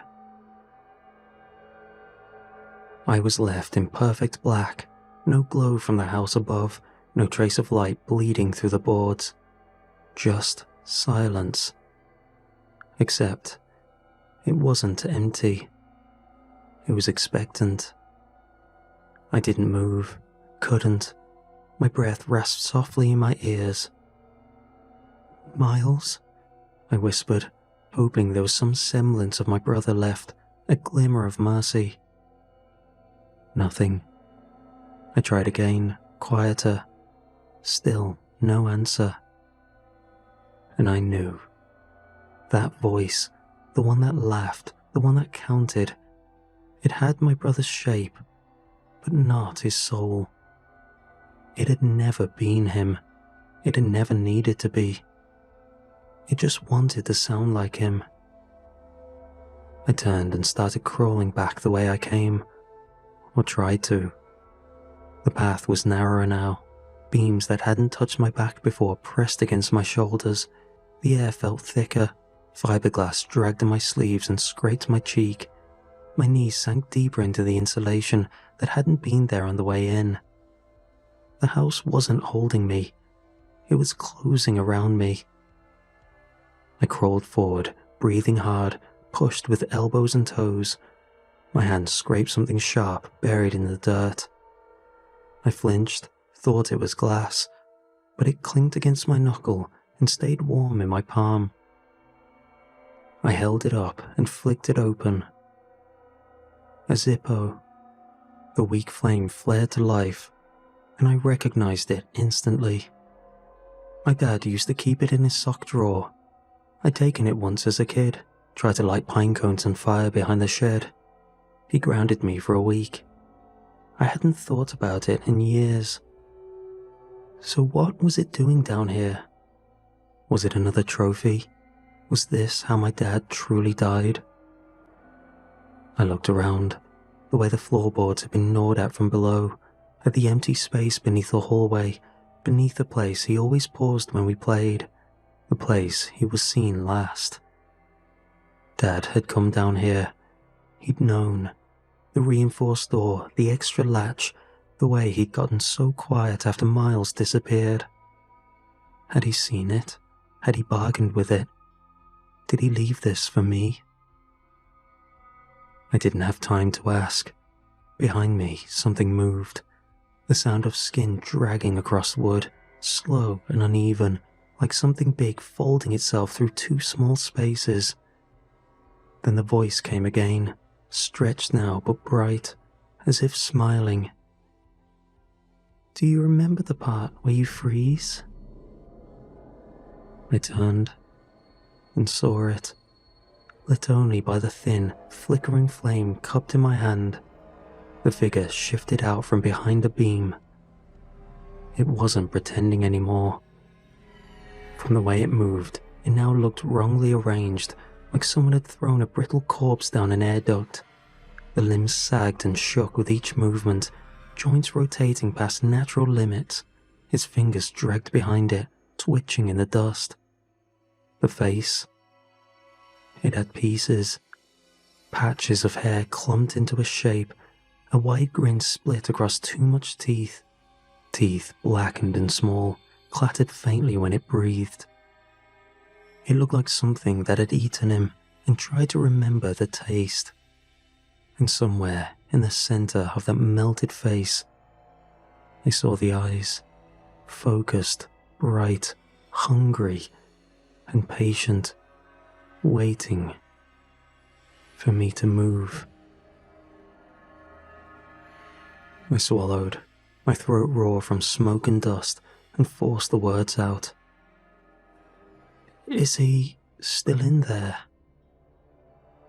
The thing tilted its head, the way a dog tilts its head when it already knows the trick is done. Its smile didn't widen, didn't soften. There was no flicker of recognition underneath the rot. Just ownership. "He was," it said easily. That was it. No hint that anything human remained behind those eyes. Whatever my brother had been, whatever had laughed and invented the rules and begged for one more round, had been used up a long time ago. The realization settled into me with a cold, terrible calm. There was no ending with the game resolved cleanly. It didn't want closure. It wanted repetition, rounds, new players. It wanted to play cat and mouse with me, savoring my investment in its familiar form until I joined its collection. But to me, the only way out wasn't to win. It was to end the board. My fingers tightened around the Zippo. The flame wavered as my hands shook. Then steadily, I leaned down and pressed it into the shredded insulation packed against the beam. At first, nothing happened. The fibers blackened, curled inward, giving off a bitter chemical stink. Then, the fire found purchase. It caught fast. Orange raced along the dry dust and fiberglass, licking outward with a hungry sound. Heat bloomed against my face. Smoke poured up, thick and choking, stealing the air from my lungs. Behind me, the thing screamed in fury. The sound wasn't human. It was the noise of rules being torn apart, of a game interrupted mid-round. The crawl space shook as it lunged, the laughter collapsing into something jagged and shrill. I crawled. Hands burned, knees scraped, smoke clawed down my throat as I dragged myself forward through splinters and falling debris. The house groaned overhead, beams flexed, nails shrieked as they pulled loose. I heard footsteps hammering above me, frantic and fast, like the house itself was searching, trying to get ahead of me. The hatch came into view. I slammed my shoulder into it once, twice. The wood cracked. I kicked, screamed, and shoved with everything I had left, and the panel gave way. I spilled into the hallway, coughing hard enough to retch, eyes steaming, smoke rolling out after me, black and alive. Somewhere inside the walls, laughter fractured and overlapped. Voices mocked and stretched until it meant nothing. I staggered to my feet and ran. The front door loomed ahead of me, closed tight like it had been before. I didn't slow down. I hit it shoulder first, once, twice. On a third impact, it flew open so suddenly that I nearly fell through it. The force of it was like a breath finally expelled. I tumbled onto the lawn, gasping, tearing at my throat as cool air rushed back in. I rolled onto my back and stared up at the house. The fire spread at an unreal rate. Smoke was already curling from the eaves. Flickers of orange danced behind the windows, lighting up familiar rooms in broken pulses. No alarms sounded, and no neighbors came running. The street stayed quiet, as if it had agreed not to notice. I lay there, shaking, watching my childhood burn down. A pain settled in my heart, seeing it all go, but a relief settled in the back, knowing that it was hopefully over. I'll never know what it was that took my brother in order to create its sick, twisted game, set up in such a way that it could have kept it up indefinitely. But if there was one last thing my brother taught me from years of play, no one can win or lose a game if someone flips the table.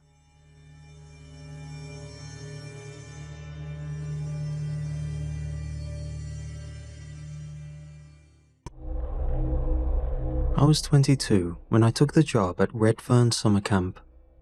It wasn't supposed to be anything serious, just something to fill the gap between graduation and whatever came next. A few months in the woods, a little structure, something to make my CV look less like I'd spent the year drifting. The posting made it sound wholesome in a very curated way. Nature-focused, child-led development, unplugged creativity.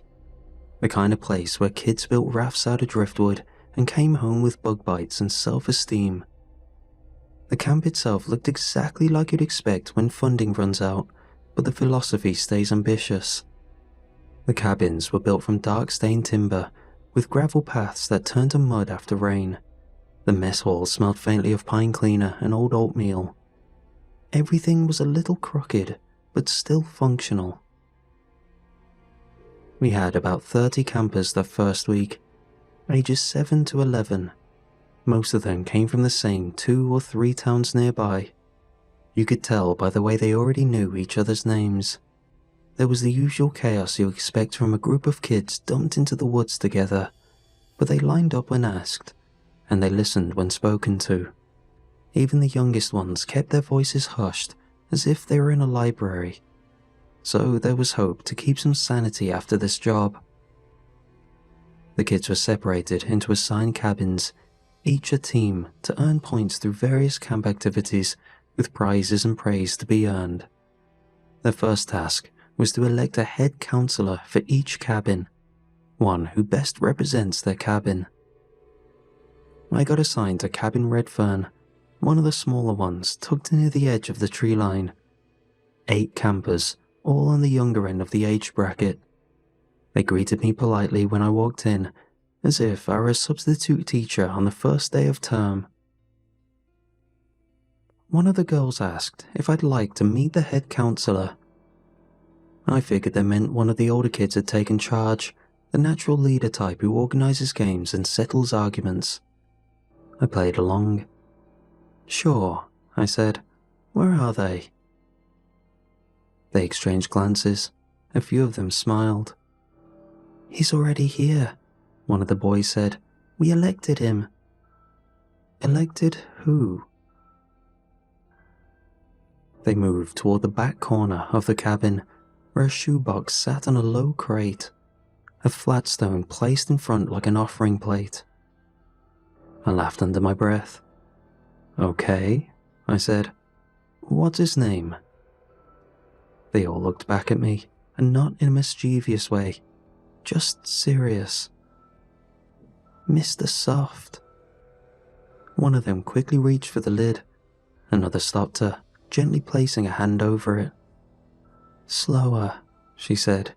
"He's resting." They gently opened the lid together. Inside the shoebox, lined with dirt, leaves, and a bit of bark, arranged with surprising care. Pine cones had been pressed into the corners. A few pebbles were arranged in a rough circle, like someone had tried to build a fence. In the center of it lay a pale and thick worm. It was large, but not larger than any worm I'd expect to find under a log. Its body was smooth and faintly translucent, the kind of soft pink you see when skin hasn't met the sun in years. It moved slowly, pushing through the soil with an unhurried rhythm that felt less like wriggling and more like breathing.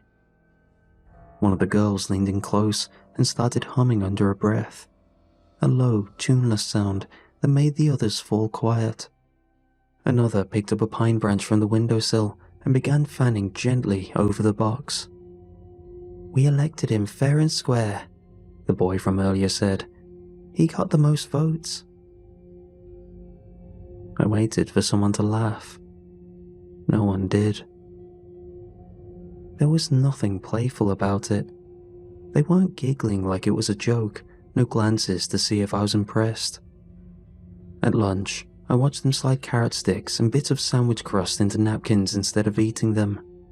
One by one, they took the scraps into their pockets. "For later," a girl told me when she caught me looking. "We bring them back for Mr. Soft." I mentioned it to the director that afternoon, half amused, half concerned. He didn't seem bothered. "They're pretending," he said, pouring coffee from a dented thermos. "Probably saw something online or a movie reference. Let it run its course." That night, after lights out, I stepped back into the cabin to check for any kids staying up. The shoebox was still in the corner, but it wasn't where they left it, It had been pushed a few inches closer to the center of the room, and the lid wasn't open anymore. Over the next few days, the kids in Redfern stopped talking over each other. They waited until the person before them had finished, even if it meant uncomfortable pauses where everyone just sat in silence, watching the speaker think. There were also no more arguments, no games that involved chasing or shouting. They played quietly, if they played at all. Most of the time, they sat cross-legged on the floor, reading or drawing, or arranging things they collected in careful little lines. They also started waking up at the same time, early, with no need to repeatedly jostle someone awake. All 8 of them would sit up at once, as if responding to the same sound I couldn't hear. Other kids began drifting from different cabins. At first, it was just 1 or 2, stopping by to ask if they could borrow a marker or play a card game. But by the 3rd day, I'd walk in to find 4 or 5 unfamiliar faces sitting on the floor near the shoebox. They didn't touch it, they just leaned in and whispered. I caught the same phrases more than once. Soft is peace, soft is patience, soft is ours. They said it softly, like a rhyme they were afraid to forget. I asked one of the boys where they'd heard it. He looked at me like I'd missed the point. We just remember, he said.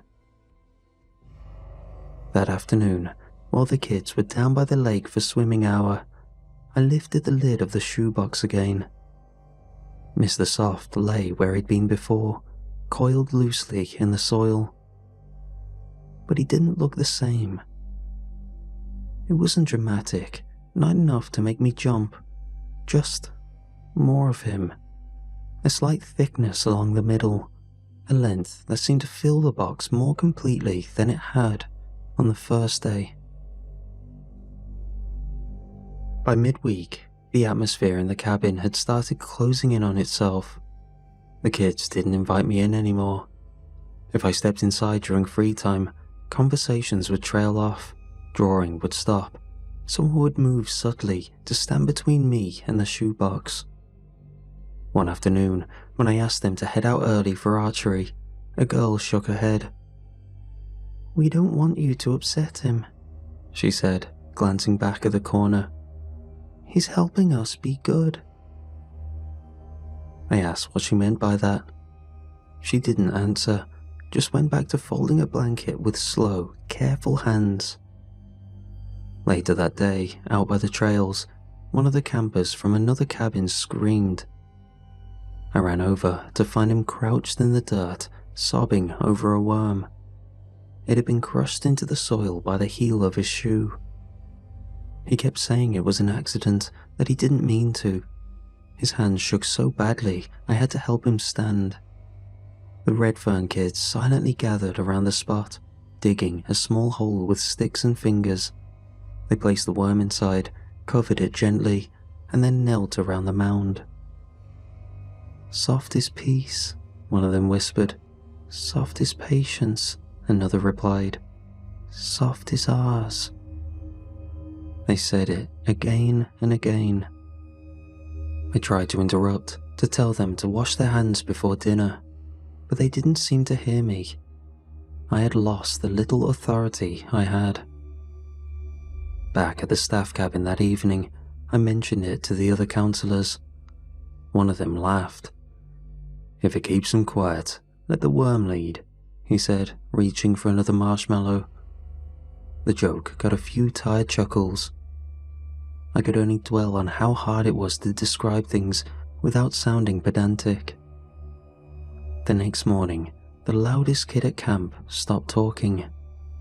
His name was Jamie, 10 years old, non-stop energy. He'd been in trouble every day since check-in.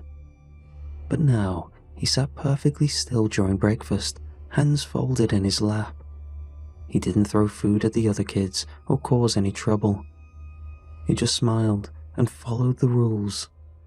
His eyes didn't seem to focus on anything at all. By the end of the week, I started seeing the same patterns in other cabins.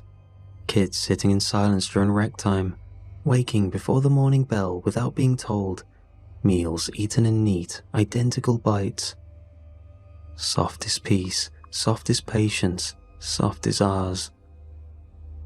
Someone built a second place for him.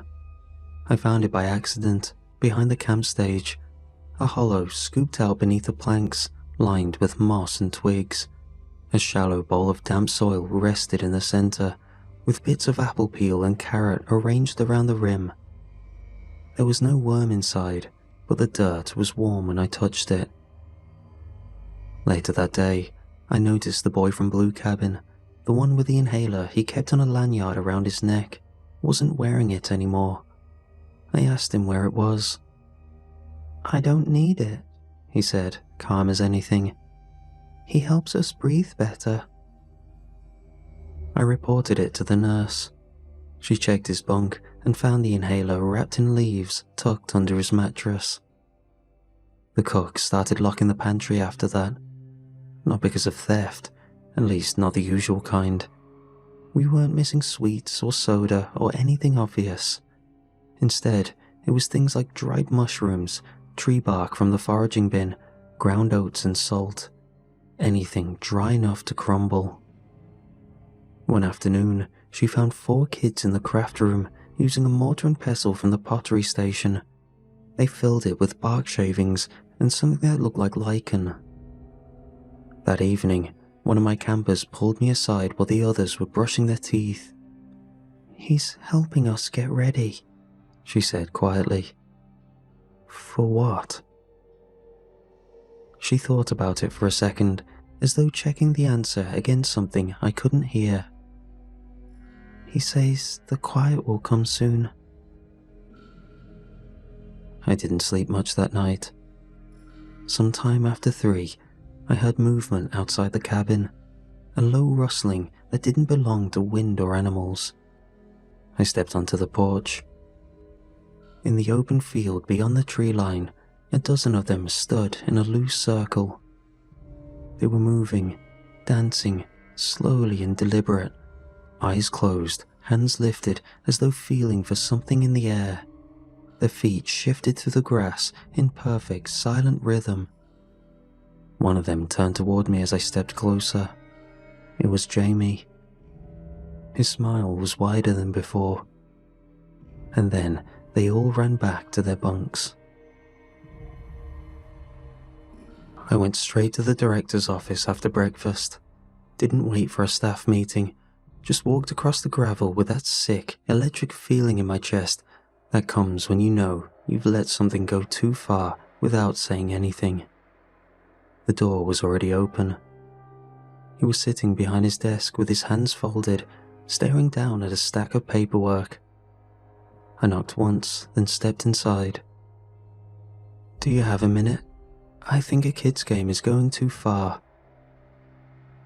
He looked up when I said his name, blinking slowly like I pulled him out of a dream. "They're not pretending," he said.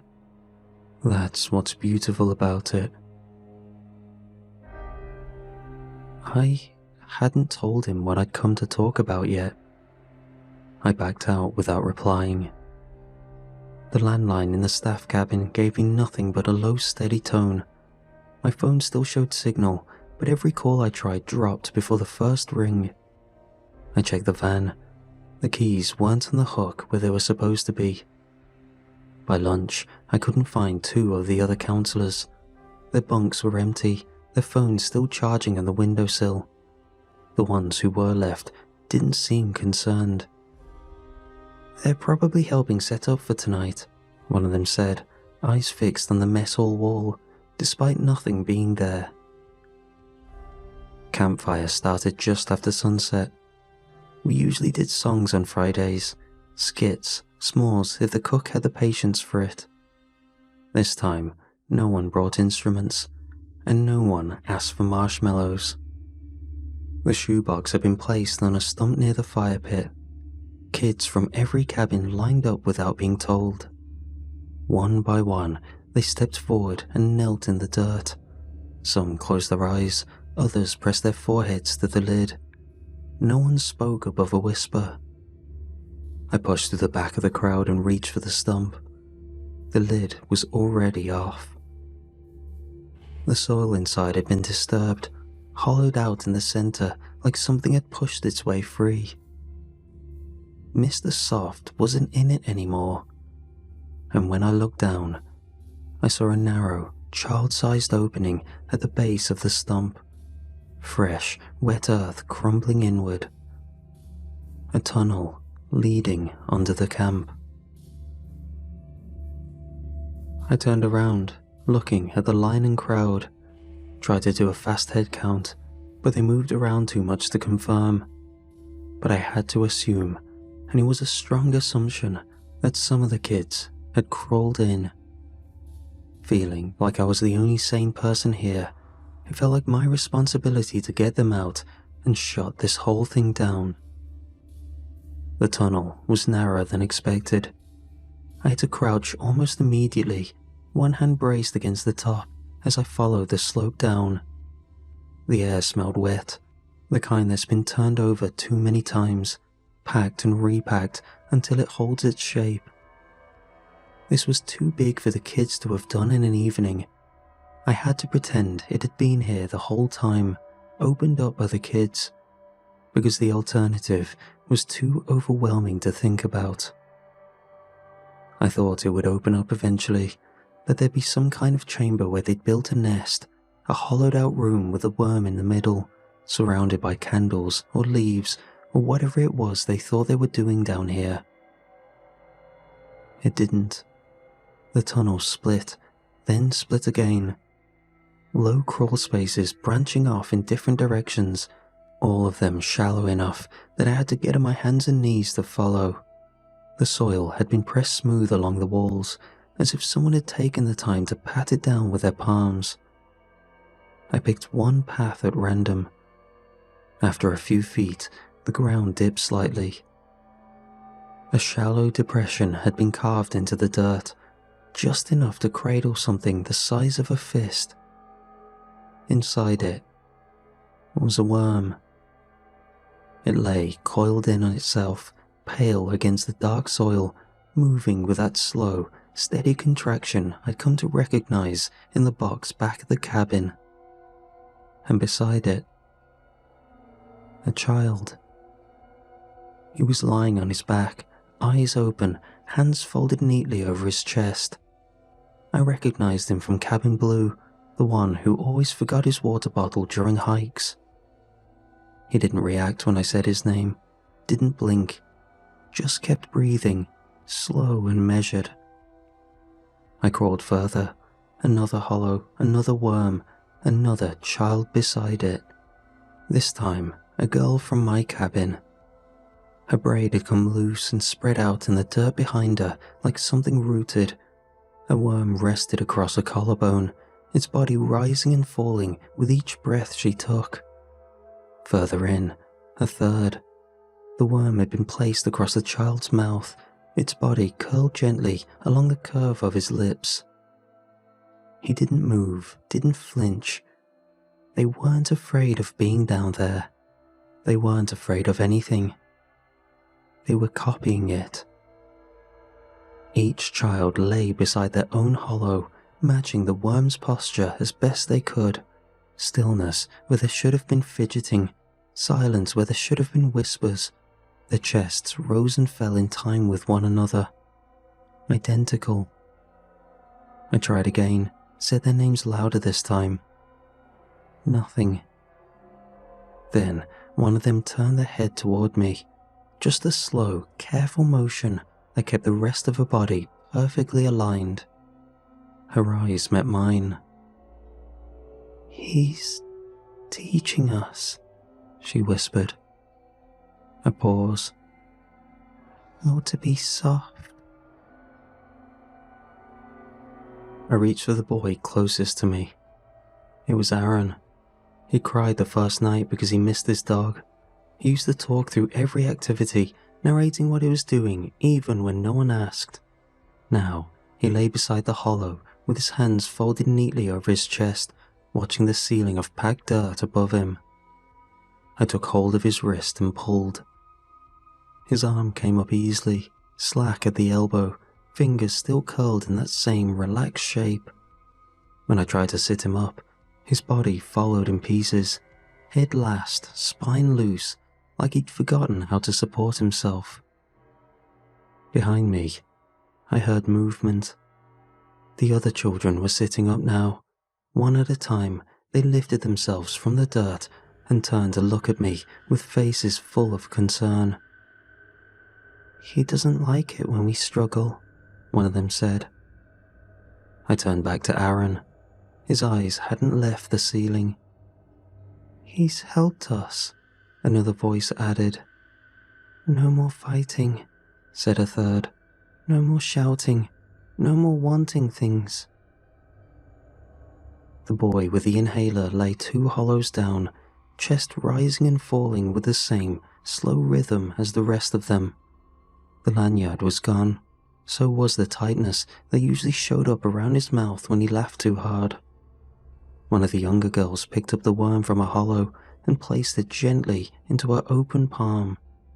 She pressed down until the skin at the base of her thumb turned white, until the soft body beneath her hand bulged at the edges. "Pain is loud," she said, smiling faintly. "Soft is quiet." They weren't worshipping it. They were practicing, learning how to lie still, how to let things happen without resistance, how to stop asking, stop objecting, stop moving. I backed out the way I came. No one tried to stop me. The tunnel stayed quiet behind me, just the slow, shared breathing fading as I crawled toward the light. By the time I pulled myself out into the open air, my hands were shaking hard enough that I couldn't tell if it was from the dirt or something else. I went straight to the cabin. The door was open. One of the missing counselors was lying on the lower bunk, perfect posture, hands folded neatly over his chest, eyes open. For a second, I thought he was dead. Then, I saw his throat move. A worm rested in the hollow just above his collarbone, its body curved gently along the dip where his neck met his chest. It rose and fell with each shallow breath he took. I said his name. Nothing. I stepped closer and grabbed his shoulder, shaking him once, then harder. His head rocked with the motion, but his eyes didn't shift. They stayed fixed on the ceiling, unblinking. When he spoke, it was barely louder than a breath. "Soft is peace." I let go. He wasn't sick or hurt. He was corrected. Outside, I heard footsteps on the gravel. When I turned toward the door, they were already there. A handful of kids from different cabins stood just beyond the threshold. More gathered behind him, moving slowly out of the trees. No one pushed, no one tried to come inside. They were waiting. "You don't have to be scared," one of them said. "It's easier when you stop trying." A girl from Redfern stepped up beside the doorframe, her hands clasped in front of her. She looked at me the way you look at someone who's struggling with something simple. "Do you want to be good too?" I rushed past them. No one reached for me or tried to block the door. The girl by the frame moved just enough to give me space, the way you would if someone needed to leave the room in a hurry and you didn't want to make it worse. Outside, the clearing had filled. Campers from every cabin stood in loose rows across the gravel and grass, some still in pajamas, some barefoot, all of them facing the cabin like they'd been waiting for something to finish. They stood in silence with their hands folded, watching me the way the others had watched from the tunnels, calm, patient, and unafraid. I walked down the steps. no one followed.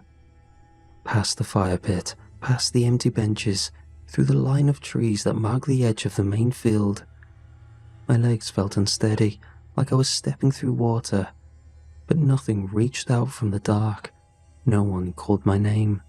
No one ran. When I reached the path that led to the road, I turned back once. They were still in the clearing, every one of them, waiting. One of the younger boys lifted his hand and gave a slow, careful wave. Not goodbye, just acknowledgement. And from somewhere behind him, or maybe from all of them at once, I heard it again, soft enough that I almost missed it. Soft is peace, soft is patience, soft is ours.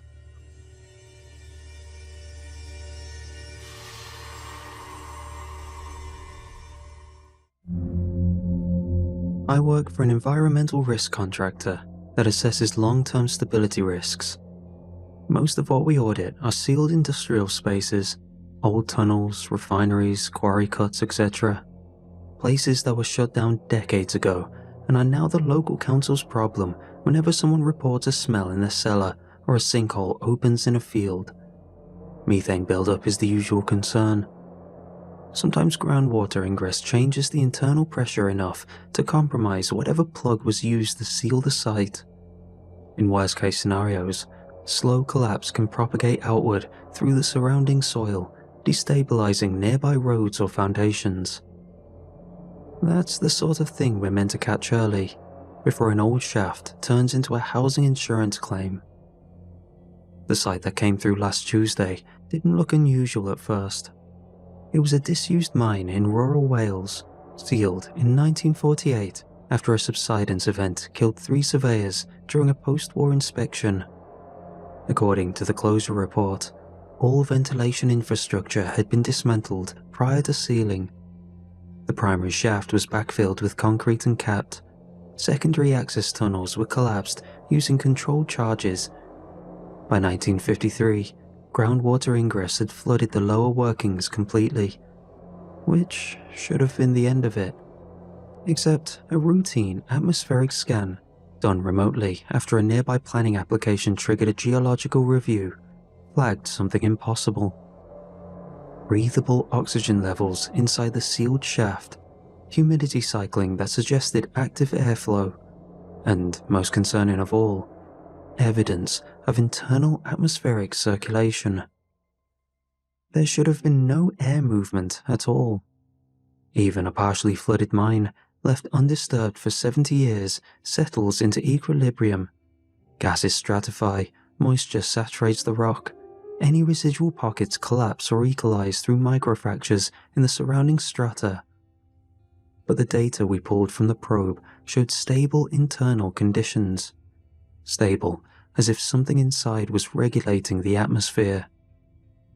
We requested a deeper telemetry pull from the municipal grid. The mine was drawing power. Not much, barely enough to flag against the regional usage. But it was there. A live electrical load originating from a site that had been officially disconnected from the grid before most of the surrounding villages were even electrified. Worse still, the draw wasn't constant. Every 60 to 90 seconds, the system spiked with a short surge, then settled back to baseline, again and again. That afternoon, we received a new assignment. We were instructed to descend to the lowest accessible level of the shaft, locate any active ventilation equipment that may have been installed post-closure, legally or otherwise, and disconnect it manually so the internal atmosphere could equalize naturally over time. If someone had been using old workings for storage or access, we'd find out soon enough. And if they hadn't, then something else was running the air down there. The original intake stack sat about 20 meters from the primary shaft cap, half hidden beneath a stand of shrub that had grown since the site was sealed. According to the decommission report, it had been stripped of all internal ducting before being filled with reinforced concrete and capped at both ends. Someone had gone a step further since then. There was a welded steel plate over the external mouth, not professionally, but thoroughly enough that the seam had rusted into a continuous band. The entire thing had then been backfilled with aggregate. At a glance, it looked less like an intake and more like a short section of collapsed drainage pipe. We weren't expecting to find anything functional, but when I swept the thermal camera across the weld line, the seam resolved differently than the surrounding metal. A faint, uneven cooling pattern ran along the joint, thin enough that I thought it might have been a shadow at first. I adjusted the contrast and ran the pass again. Same result. The plate wasn't radiating heat. It was losing it. I crouched down and pressed the edge of my glove against the seam. The sensation was subtle. Not draft exactly, but there was resistance there. A pressure differential across a seal that, on paper, should have been airtight. I unpacked the handheld gauge and held the sensor head against the weld. The needle dipped inward immediately, just enough to register pulling toward the plate as if I'd brought it close to a vacuum line. The mine wasn't pushing gas out, it was drawing something in. I called it up to the service lead and got silence for a few seconds while they reviewed the readings. If the internal system was pulling atmospheric mass downward through a sealed intake, then it wasn't just circulating air. It was actively venting something upward from below. And if we disconnected whatever was running down there without identifying what it was removing first, there was a chance that whatever the system had been bleeding off for the last 70 years would start accumulating inside the shaft instead. The primary shaft cap had to be cut in sections to avoid fracturing the surrounding concrete plug. It took most of the morning to expose enough of the original access ladder to get a harness line anchored properly. By the time I clipped in, the light had already started to fade behind the tree line. The first thing I noticed on the way down was the flood line. According to the closure logs, groundwater had filled the lower workings by the early 50s, enough that several inspection attempts in the following decade had been abandoned when the access tunnels became partially submerged. The interior walls should have shown mineral staining from decades of saturation. Instead, the high water mark sat well below the last recorded level, at least 20 meters lower than it had any right to be. Below that, the rock face wasn't slick with seepage or softened by erosion. It looked dry, desiccated in places, the sort of brittle surface you see in long ventilated tunnels where airflow had been moving continuously for years. My headlamp picked up on particulate drifting through the beam as I passed the first support frame. We would usually expect moisture or mist, but instead, it was dust, fine enough that it lifted easily from the floor when I shifted my weight onto the next rung, hanging in the air instead of settling along the timber braces the way condensation usually does in flooded shafts. I paused at the first landing to check the meter clipped to my harness. Oxygen levels were stable, well within safe operating range. The barometric reading, though, had shifted since we opened the cap. Rather than falling the way you'd expect during a descent into open vertical space, it rose, gradually but steadily, with every 10 meters of depth. Enough that the readout updated twice before I even had spooled the next section of line. Something down there was displacing volume upward through the shaft, and whatever was pushing out had more mass than the air we'd come in with. The primary junction opened out beneath the ladder shaft into a low-ceiling chamber that split into 3 documented routes, 2 of them terminating in collapsed access tunnels, the third leading toward the lowest operational level recorded prior to closure. I unhooked from the descent line and moved far enough into the chamber to avoid disturbing the air column directly beneath the shaft before taking the tracer pellets from my kit. They're designed to disperse slowly once exposed, fine enough to follow ambient airflow through confined spaces without dropping out immediately. In most sealed environments, they settle in minutes. I release the pinch into the junction and watch the particles pull together in an unusual, narrow stream. A slow but consistent draw toward the lowest documented chamber. Directional movement, downward. And when I checked the barometric meter again, the pressure had climbed another increment since I'd left the ladder. To rule out instrument drift, I cracked open a small sample container at chest height. The lid flexed slightly as it came free, the sides pulled inward a fraction, enough to crease along one of the molded seams before equalizing. Something inside the tunnel system was increasing the atmospheric load within occupied space. Not by introducing additional oxygen, the meter still read safe, but by forcing mass into the chamber from somewhere deeper in the workings. And if the ventilation system was still active beyond the lower levels, then whatever it had been running for the last 70 years wasn't just circulating breathable air. It was removing something heavier than it, which meant cutting power from the surface without locating the active fans first risked trapping it below the ground with us. There wasn't any way to disconnect the system safely without going down to it. The access tunnel narrowed as it approached the section marked as collapsed in the 1961 inspection report. According to the archive logs, a roof failure had sealed this part of the workings entirely, a progressive cave-in that made any further descent structurally unsafe. The closure documentation treated it as a dead end from that point forward. Except, the obstruction wasn't there anymore. Where the collapse would have filled the tunnel from floor to ceiling, the rock had been cleared back. There were no fracture patterns, no scoring from cutting tools. The larger slabs had been shifted aside and stacked along the walls, leaving a passable route through the debris field. Beyond it, the tunnel ended at a steel bulkhead, a pressure-rated door that had been set directly into the exposed rock face, recessed along its edges with a composite seal that still held tension when I ran my light across it. The hinges were intact, the locking wheel sat flush against the frame. Stamped along the upper plate were inspection markings, dates that fell decades after the mine had officially been sealed. 1978, 1979, 1980. There was no installation record in any of the closure documents we'd reviewed, no ownership transfer, no refitting permits, nothing that explained how a reinforced pressure door had been placed this far below the ground without anyone noticing. I stepped closer and pressed my palm against the metal.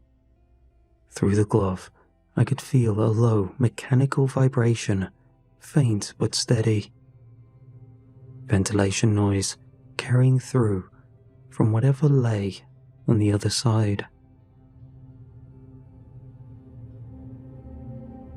The bulkhead opened into a chamber that had no business existing in a mine, sealed before the first motorway was laid within 50 miles of it.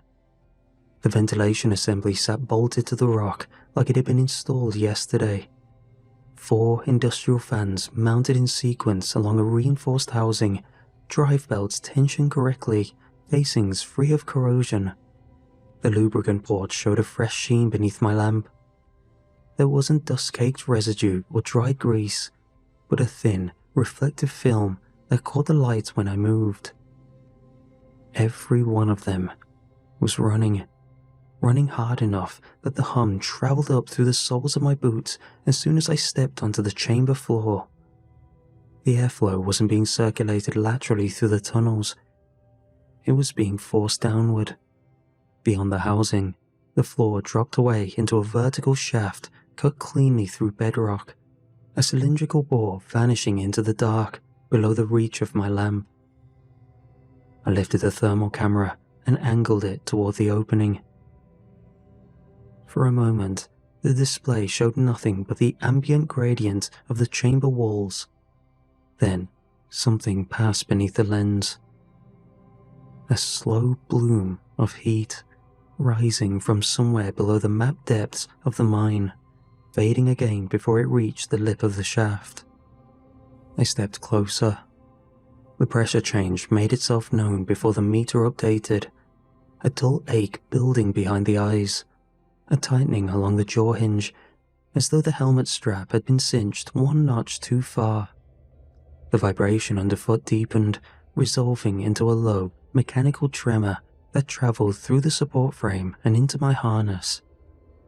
I took the sample jar from my kit and held it out over the opening. When I twisted the lid free, the container just collapsed. The sides pulled inward so sharply that one of the molded ridges split along its seam before I could close it again, the plastic warping in on itself as if I'd cracked it open at depth underwater. Whatever was rising through that shaft wasn't replacing the air. It was displacing it, forcing something denser upward into the tunnels faster than the system could bleed it off. The seismic logger chirped once at my hip, sharp enough to cut through the fan noise. I pulled it free just as the readout updated. A micro tremor. Origin depth, below the lowest map level of the mine. Before I could flag it up to the surface team, something moved beneath the shaft. The pressure waves struck from below without warning. A hard, concussive lift that rattled the fan housing and kicked a skin of dust up from the chamber floor. The support frame shuddered as anchor bolts along the shaft lip strained outward in their sockets, the metal whining against the rock as if something beneath had pushed up against the entire column at once. On the thermal display, the shaft filled with another rising bloom, hotter this time, climbing fast enough to smear across the screen before fading into the ambient gradient of the chamber. The fans changed pitch immediately. Airflow reversed with a metallic clatter that ran the length of the assembly as the system shifted from intake to exhaust. The pressure behind my eyes eased by a fraction as the tunnel system began to vent upward through the primary shaft. From somewhere below, a sound followed it. Slow and rhythmic, something periodic, spaced far enough apart to register as deliberate, carrying up through the bore like breath moving through a pipe. Another tremor registered on the logger. This time, the displacement that followed came with it. A heavy push that forced the air in the chamber toward the exhaust ducts, lifting loose debris from the floor in a narrow spiral as the system fought to bleed off the load. Something below the shaft was moving. Each upward motion drove an entire column of compressed gas ahead of it, forcing mass into the tunnel network faster than it could equalize naturally. The ventilation system wasn't just circulating breathable air, it was venting atmospheric load generated by whatever was coming up from beneath the mapped geology. The exhaust cycle that followed the last displacement didn't stop at the chamber. I heard it tear through the access tunnel behind me, a sudden, violent shift in pressure that traveled the length of the passage like a physical blow. The bulkhead I'd come through slammed shut a second later, the seal hitting the frame with enough force to rattle dust from the ceiling supports. I turned back immediately and grabbed for the manual override. The wheel held fast, locked in place by the load on the other side. I leaned into it anyway, felt the metal flex beneath my grip without turning as the pressure differential forced the seal tighter into its seat. Then, the intake resumed. The air in the chamber drew hard toward the shaft as the fans reversed, and the tunnel ahead, the one leading back toward the primary ladder, shifted along its support frames. The steel bracing flexed inward just enough to narrow the passage, rock grinding against the struts as the load settled back into the access route. Dust lifted from the floor, but didn't fall. Another intake surge hit. The frame ahead bowed again, further this time, until the passage pinched almost shut before easing by a few centimeters when the system tried to compensate. I took a step toward it and stopped. Behind me, the fan pitch changed. The cycling interval was gone. There was no pause between intake and exhaust, no return to neutral flow. The system had shifted into constant draw, pulling downward through the bore hard enough that the upper tunnels began to take the strain. The next intake drove the pressure back up the access route.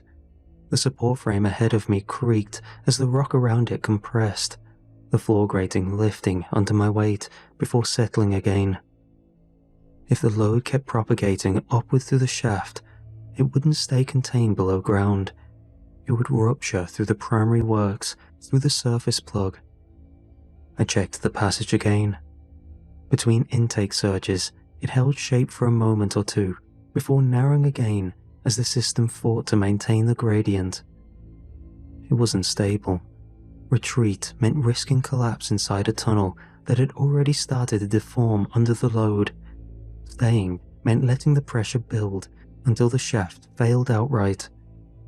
The only route that wasn't compressing lay past the ventilation housing, deeper into the lower works. If the system was trying to hold something down there, then the only way out was to go down to it. The reinforced passage beyond the ventilation housing wasn't taking the load the way the upper tunnels had.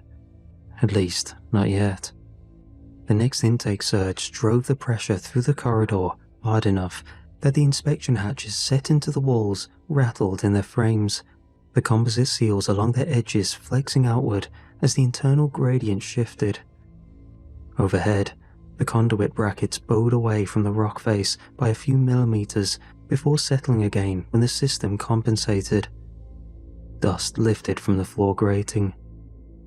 Rather than fall when the intake eased, it hung there, drawn upward into a slow spiral that stretched down the length of the corridor toward the bore.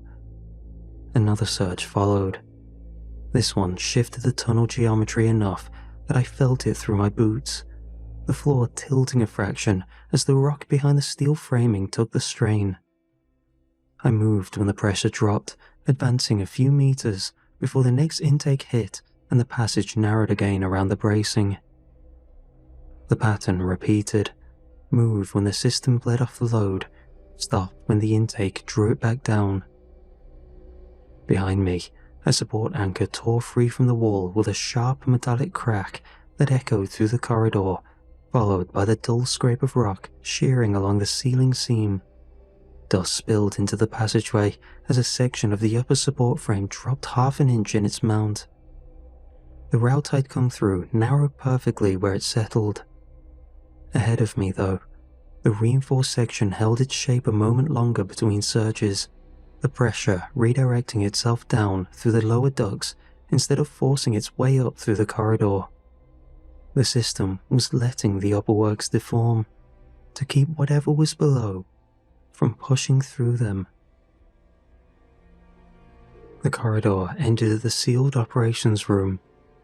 I forced the latch open between intake surges and stepped inside just as the pressure climbed again, the door dragging against its frame before sealing behind me. The instrumentation along the far wall was still live. Barometric recorders flickered across a spread of analog dials and digital readouts, each one tied back to the ventilation system running somewhere above. Intake ratios sat well below the marked tolerance line, the indicator hovering just inside the acceptable range. I pulled the nearest logbook from the shelf and flipped it open. Maintenance notes ran alongside the displacement records, annotations in different hands across the years, all of which were absent from any records we had access to on the surface. Displacement amplitude increases when intake drops below recommended gradient. Further down, the recorded draw matched the reading in front of me. Minimum containment threshold. Another intake surge pushed through the station. The shelving behind me creaked as the load shifted, unsecured binders bowing inward where the pressure flexed the metal uprights.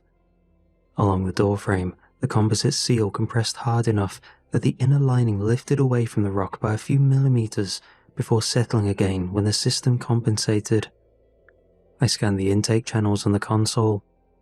The feed line marked for the lower containment ducts blinked amber, active but not fully engaged. Part of the system had gone offline. The next displacement registered on the seismic logger at my hip, shallower than the last, which meant whatever was generating the load beneath the shaft had already migrated upward through the surrounding strata. Another intake hit. The door seal flexed again in its mount. The system was still running, but it wasn't holding it. A second passage branched off from the rear of the station, terminating at a guardrail set into the floor. Beyond it, the containment board dropped away into darkness, a vertical cut driven through bedrock to a depth the original mine had never reached. I brought a thermal camera up and angled it toward the shaft. A broad heat signature filled the lower half of the display. It wasn't a sharp point source, but a diffuse mass that shifted along the inner wall before fading into the ambient gradient above. The next intake surge hit before I could adjust the focus. The floor grating beneath my boots bowed upward a fraction as the pressure drove back through the station, the rail vibrating hard enough that I felt it in my teeth. The seismic logger didn't chirp. It rolled.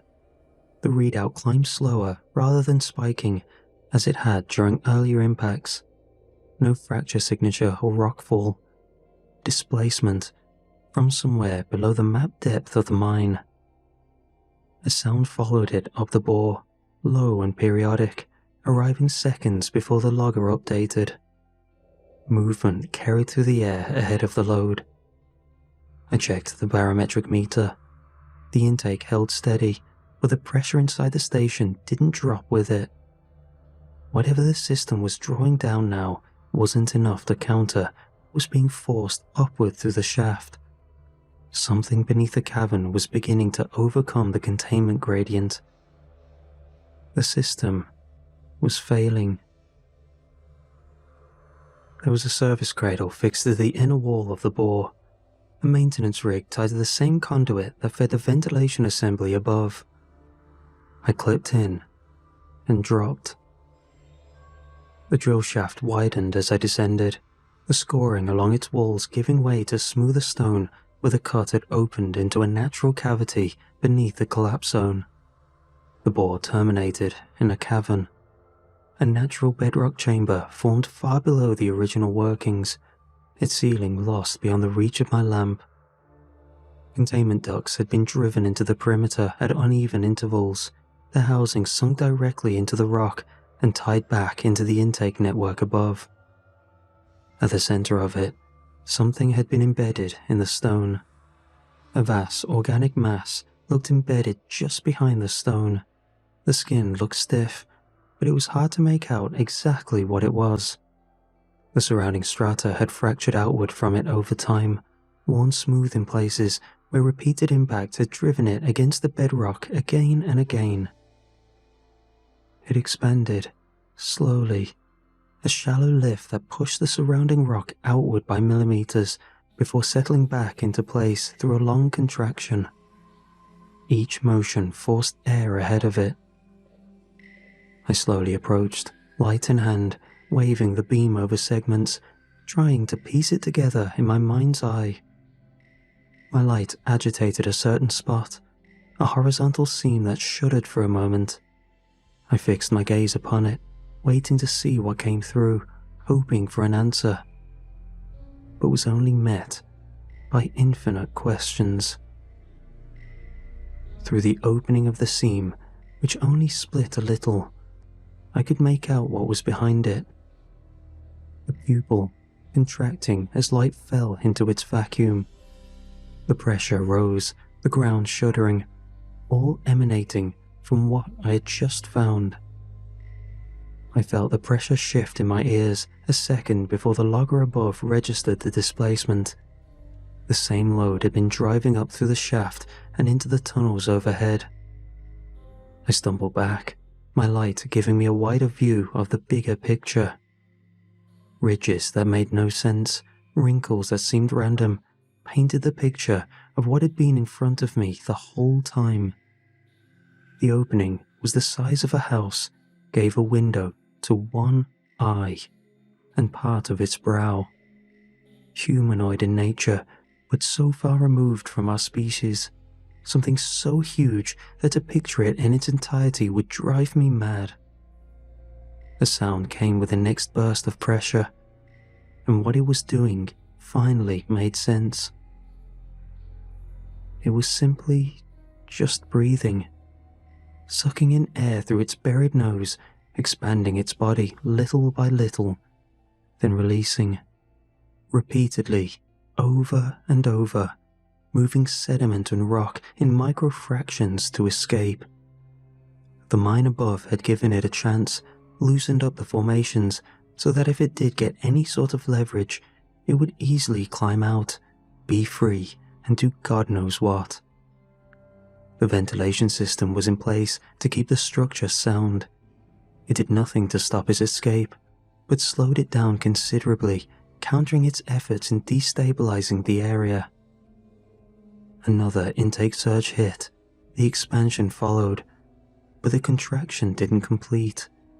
It stalled midway through the cycle, tension gathering along the embedded ridges where the mass met the surrounding stone.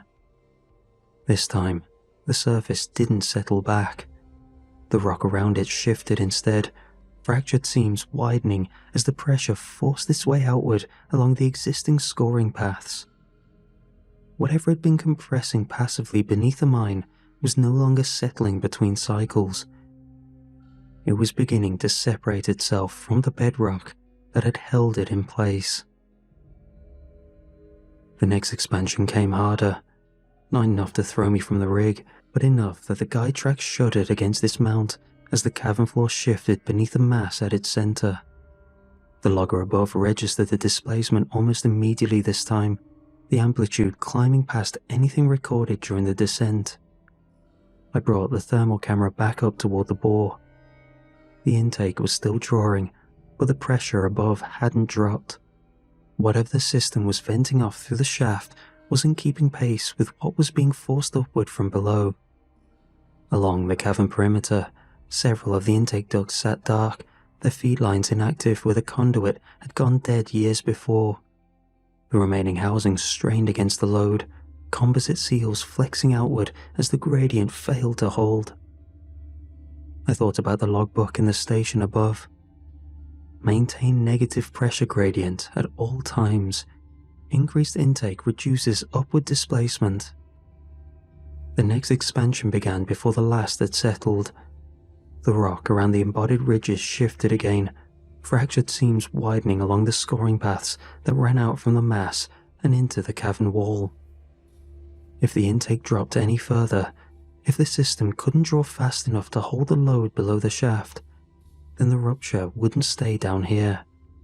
The titan of a creature would force its way up through the primary works, through the surface plug, and be free. I hauled myself back up the bore, the service rig juddering against the guide track as the pressure climbed again beneath me. The intake controls at the station were exactly where I'd left them, amber channels still blinking along the lower duct feed. I grabbed the manual override and forced it forward. It resisted, held in place by the load now pushing up through the shaft. The adjustment rail creaked as I leaned into it, the locking teeth slipping one notch before catching again. Below me, the next expansion began. I felt it through the floor, the station shifting a fraction as the cavern took the strain. Something in the shelving behind me rattled loose as the displacement propagated upward through the bore. I forced the override again. This time, it moved. The intake channel opened fully, and somewhere above, the fans answered, the pitch climbing as the system drove itself harder against the lower ducts. The barometric readout dropped in small increments. On the seismic logger, the next displacement registered late, the amplitude rounding off before settling back toward baseline. I brought the thermal camera up toward the shaft. The expansion cycle that followed came shorter than the last, but it didn't carry the same weight. And when the contraction began, it finished. I felt it immediately. The pressure shift that had been bowing the station walls between cycles now easing before it could take hold. The floor settled beneath my boots instead of lifting, the barometric readout stepping down another increment as the system held the increased draw. Up in the corridor, the change followed. The reinforced passage no longer narrowed along its support frames when the intake engaged. Steel bracing that had been flexing inward between cycles held its shape, the rock around it settling instead of grinding against the mounts. By the time I reached the ventilation chamber, the bulkhead seal that had locked me below had begun to release. The manual override turned under my hand, stiff but no longer pinned by the gradient. The door opened a fraction before the intake resumed, the pressure equalizing across the frame instead of forcing it shut. Containment had taken the load back, and for the first time since the descent, the upper works weren't carrying heavy pressure anymore. Even as I moved back through the reinforced corridor, the ventilation system kept drawing, the fans above maintaining a steady pull against the lower ducts without slipping back into the unstable cycling that had sealed the route behind me. The next displacement came late, and when it did, it carried less force, the pressure shift barely registering in my ears before the logger updated. By the time I reached the primary junction, the interval between movements had widened enough that the dust hanging along the tunnel floor began to settle again between surges. I checked the thermal camera one last time before climbing. The bloom that rose from the cavern below still spread across the display, but it no longer climbed. It thinned before reaching the shaft lip, fading back into the surrounding gradient as the system bled off the load. Whatever was moving down there hadn't stopped. It was still expanding and contracting, still forcing displacement through the rock with each cycle. But the shaft wasn't taking it anymore. The ventilation was. And as long as the draw held, the chamber below would keep it down there. For now. The return climb was quieter. My radio crackled back to life halfway up the primary shaft. Static first, then the surface lead cutting through it. "You still with us? We lost you after the pressure spike." "I'm here," I said. My voice sounded thinner than I expected inside the helmet. "Roots compromised below the ventilation chamber. Structural integrity's not holding under load." There was a pause on the line. "You need us to send anyone down?" I looked back once without answering. Something was found beneath that collapse zone. Someone, not the council nor the company that had owned the site, had come down afterward and drilled through bedrock to reach it, installed a pressure gradient, built a ventilation system that didn't circulate air so much as remove it. Not to keep the tunnels habitable, but to bleed off the displacement every time it pushed upward. Every 90 seconds. I thought back to the reports we had in the briefing, the reason for closure. It's safe to assume it was all fake. Something presented for the mine to close operations and the mysterious benefactor to begin operations of containment. I thought about the inspection dates on the bulkhead, the intake tolerances scrawled in the margins of logbooks, the fact that the system had been allowed to fall partially offline until the draw dropped low enough that whatever was down there had started forcing its way up again. "No," I said. "This site's not safe to survey further. Recommend full reseal on the primary shaft and intake stack. Hold the line and leave the grid connected intact." Another pause. "You're saying keep it powered?" "I'm saying cut anything that lets air in from the surface," I replied, "but don't touch the supply feed to the lower system. Whatever's running down there is the only thing stopping the mine from total collapse." Not the truth, but not entirely a lie. There was a moment of silence on the channel as that settled. "Understood," the lead said eventually. "We'll mark it as a structural risk." I didn't answer. By the time I reached the surface, the intake weld was already being prepped for reinforcement, the concrete plug around the shaft ready to be recast. The fans below never changed pitch, and every minute and a half or so, if you stood close enough to the cap, you could feel the ground breathe.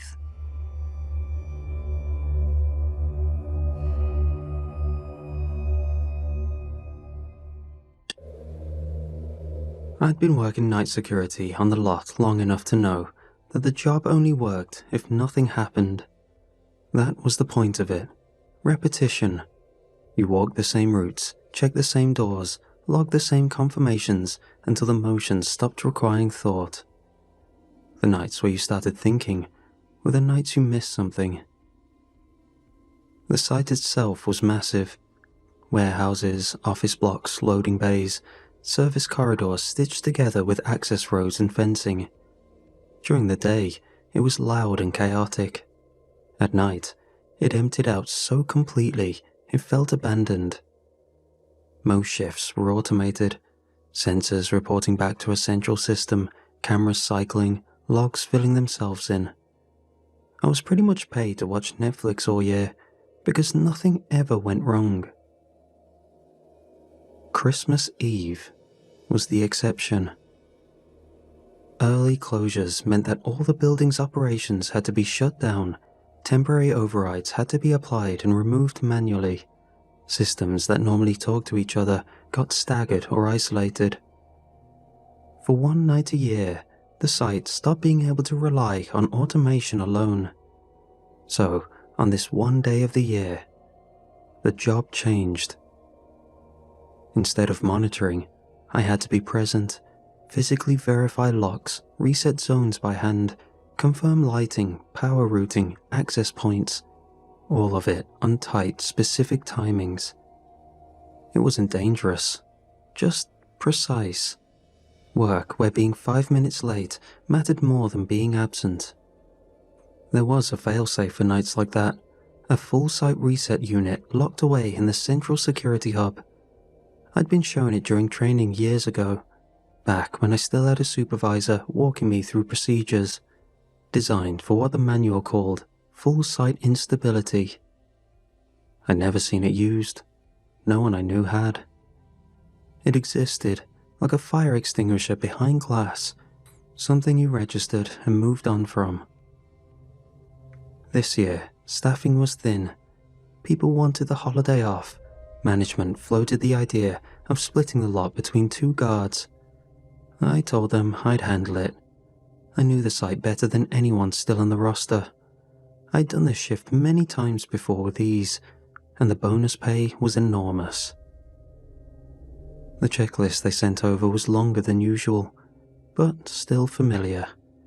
I skimmed it, logged in, and started my first round. The shift followed the same cycle: patrol, lock, reset, confirm, and log. Precision was key. Speed only mattered when it protected timing. I was always told the timing mattered because the systems talked to each other. I only worked security. The tech was above my pay grade, so I never fully understood what that meant. I carried a handheld unit clipped to my belt, scuffed from years of use. It was a scheduler, task windows, confirmation prompts, and timestamps. It didn't tell me what to do, so much as when I was supposed to do it. If I stayed inside those windows, the site behaved. Everything went quiet in the way they were supposed to. Language mattered too. Confirmations weren't checkboxes. They were short entries with exact phrasing.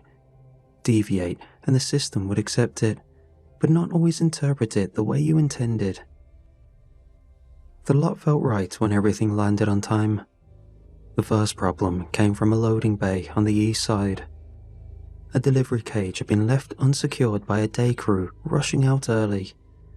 Nothing dramatic, just a rolling barrier half a meter out of place, enough to block a sensor sweep. Fixing it cost me minutes I didn't have to spare. I logged the correction, tightened my pace, and watched the handheld roll forward to the next task. I felt irritated. Christmas Eve had no slack, but I'd managed tighter runs before. I lengthened my stride, recalculated the route in my head, and told myself the same thing I always did when the margins thinned. I'd make the time back.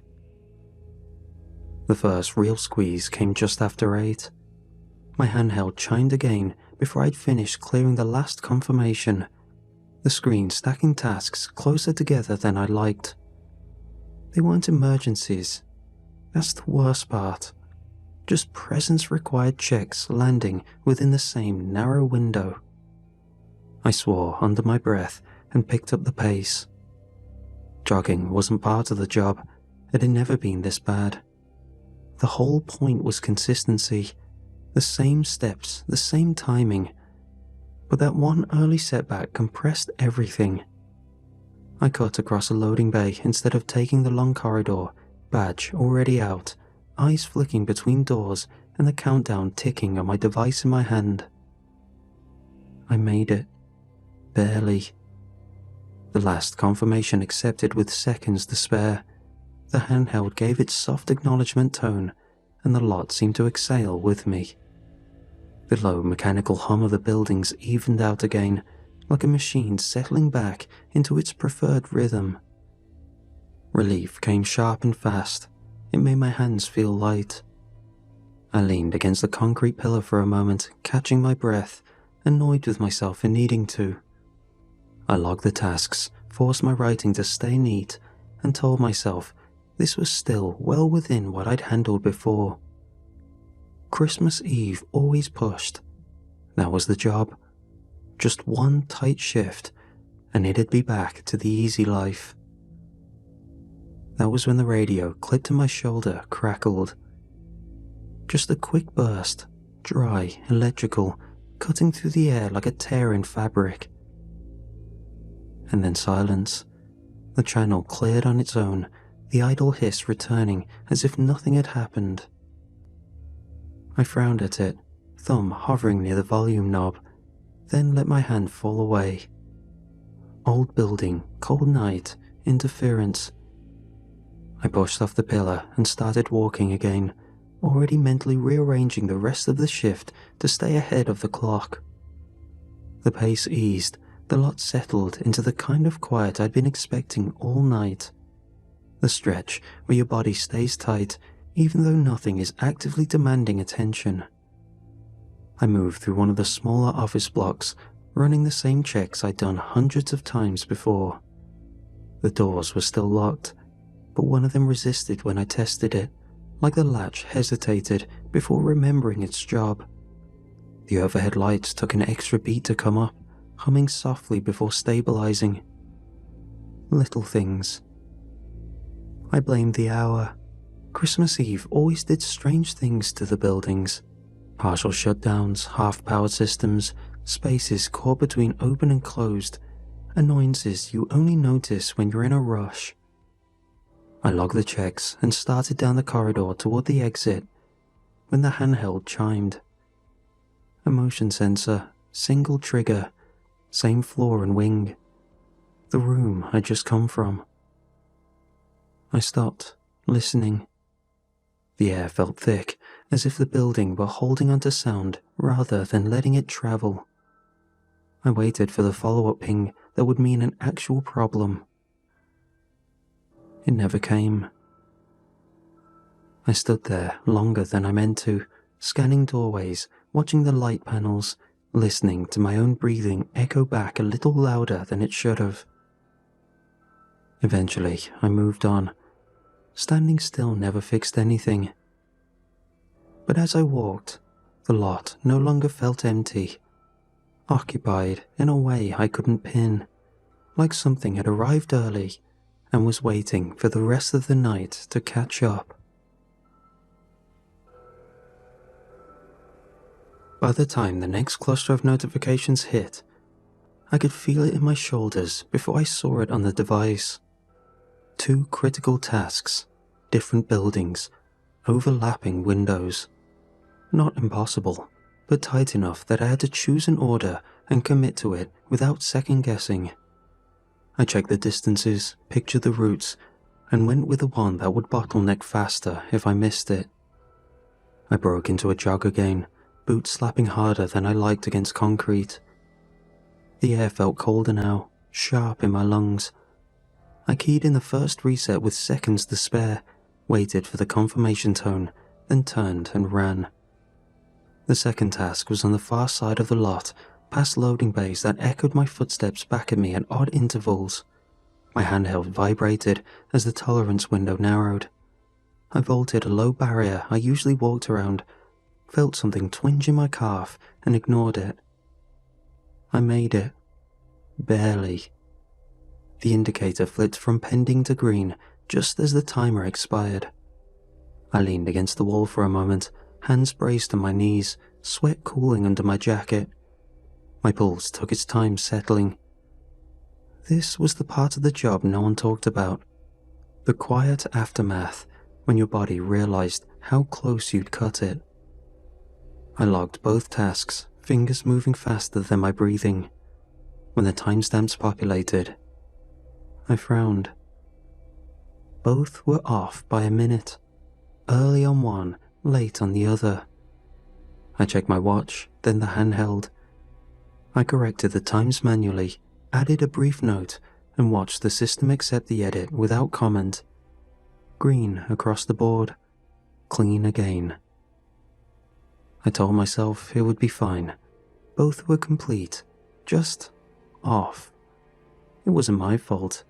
Christmas Eve doing what it always did, compressing everything until even small errors felt loud. I moved on. A few minutes later, during a slower stretch, I pulled the log back up to reassure myself. The original incorrect times were there again, sitting where my corrections should have been. Then, the alert stopped. Just ended, mid-cycle, like someone had cut me from the system. My handheld stayed lit in my palm, screen ready, waiting for the next instruction that didn't come. I kept walking anyway. Standing still on a site this size felt worse than moving. The lot had changed its feel. The buildings were where they'd always been, but the air pressed closer. Sound behaved differently. My boots still struck concrete, but the noise didn't travel the way it should have. It fell short, absorbed, as if the space around me had decided it didn't need to carry anything anymore. This had never happened before, on a normal shift or a Christmas Eve one. The only difference this time was mistiming a few tasks, a drastic change for something so small. I slowed without meaning to. The emptiness I relied on was gone. In its place was something fuller.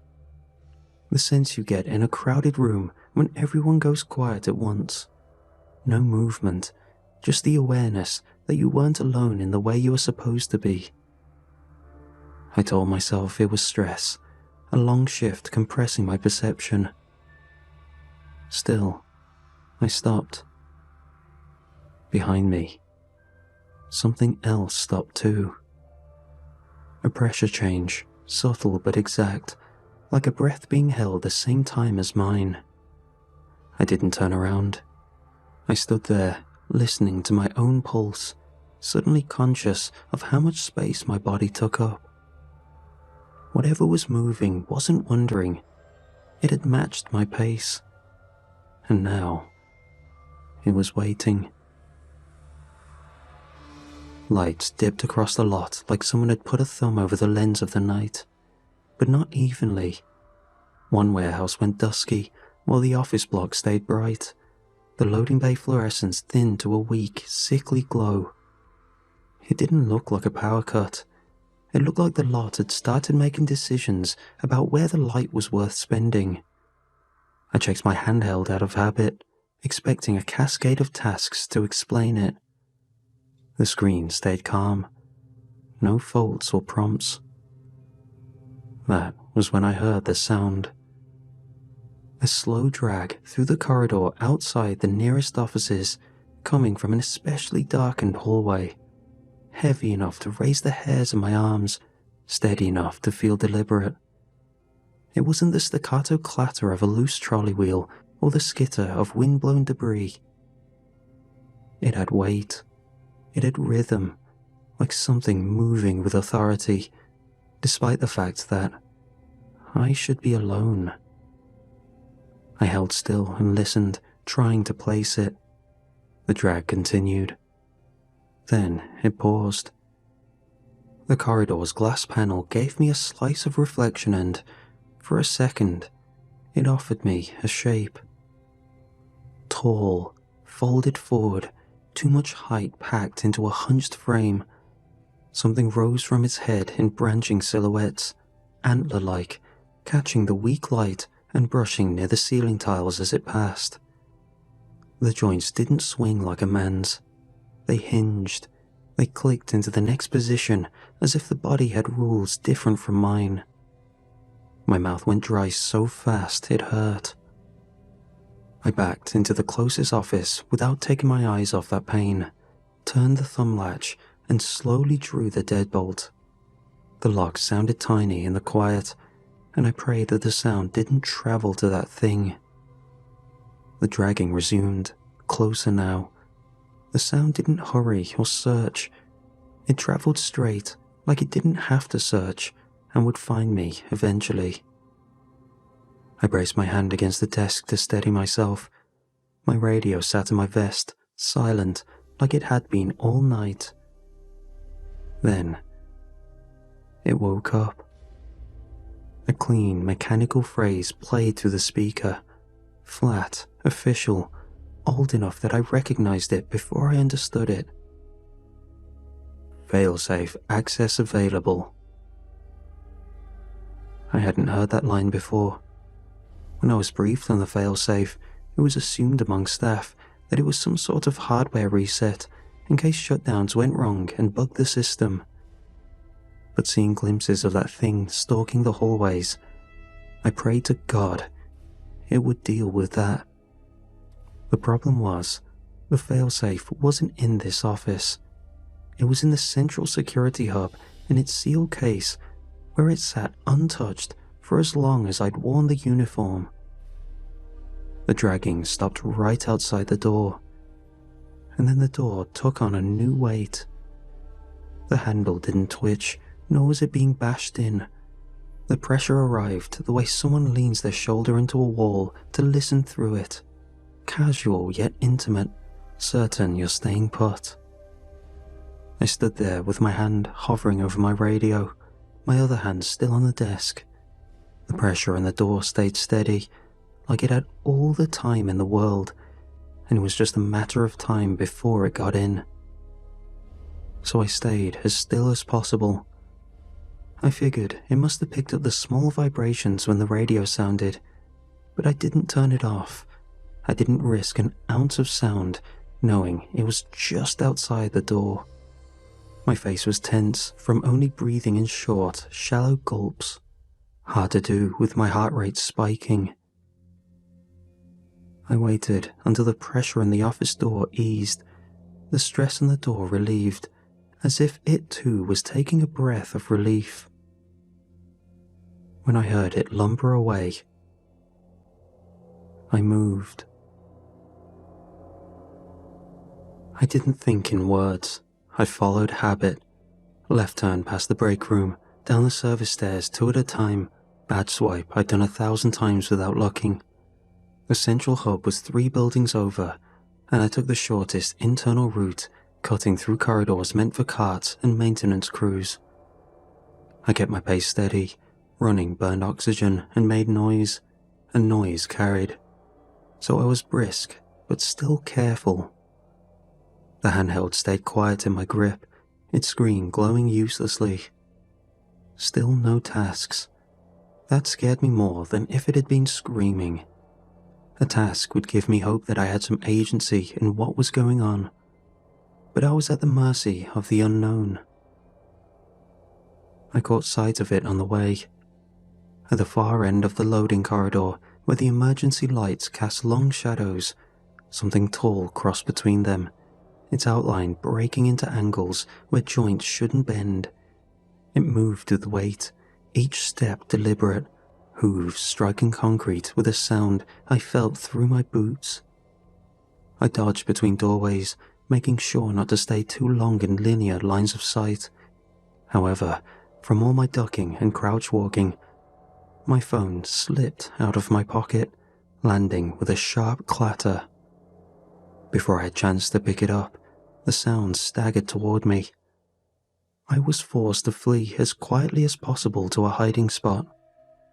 From there, I heard what I didn't want to hear. A glassy crunch. My phone was its first victim, and I was terrified I'd be the next.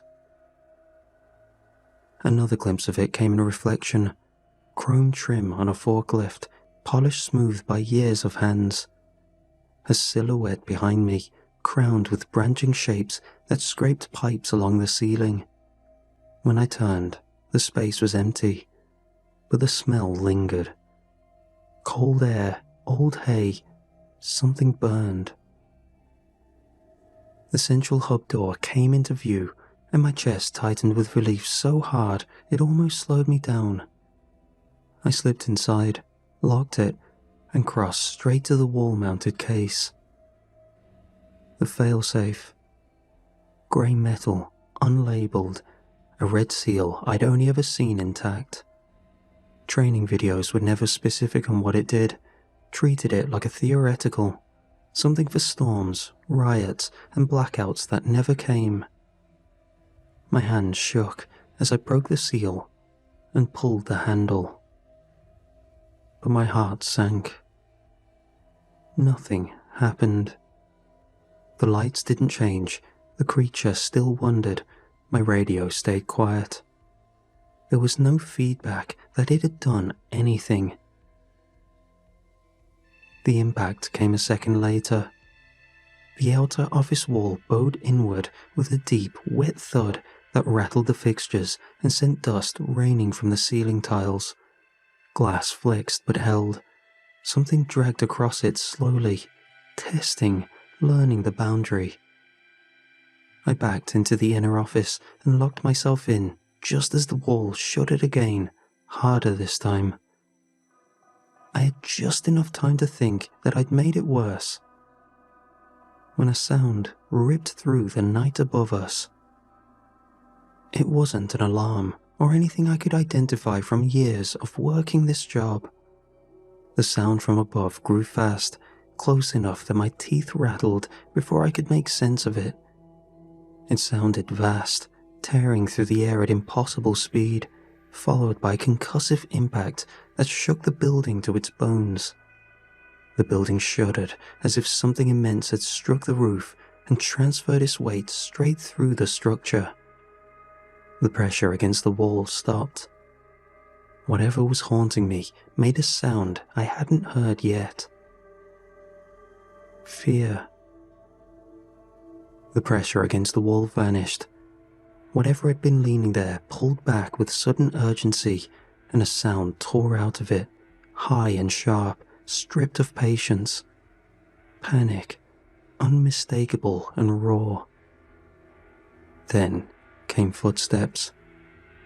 Each one landed with deliberate force, heavy enough to thrum through the walls, too slow to be chasing, too confident to be cautious. The hallway should not have been able to hold that much weight, but it did, groaning under the approach. And then, stranger still, laughter. Low, full, and unafraid. If this was some sort of military intervention, I imagined I'd hear the chirps of radios, the clicks of rapid boots on the ground in perfect unison to meet the creature with structure. The laughter didn't make sense. It rolled through the corridor like a presence rather than a sound, and the thing I'd been running from answered it with another shriek, closer now, desperate. I heard it surge forward. There was one impact, a single catastrophic collision that slammed through the building and left the lights swinging on their mounts. I braced for another, holding my breath, waiting for whatever survived to finish the job. Nothing followed. The footsteps moved away, unhurried, fading with the weight of something that knew it had already won. Was that all it took?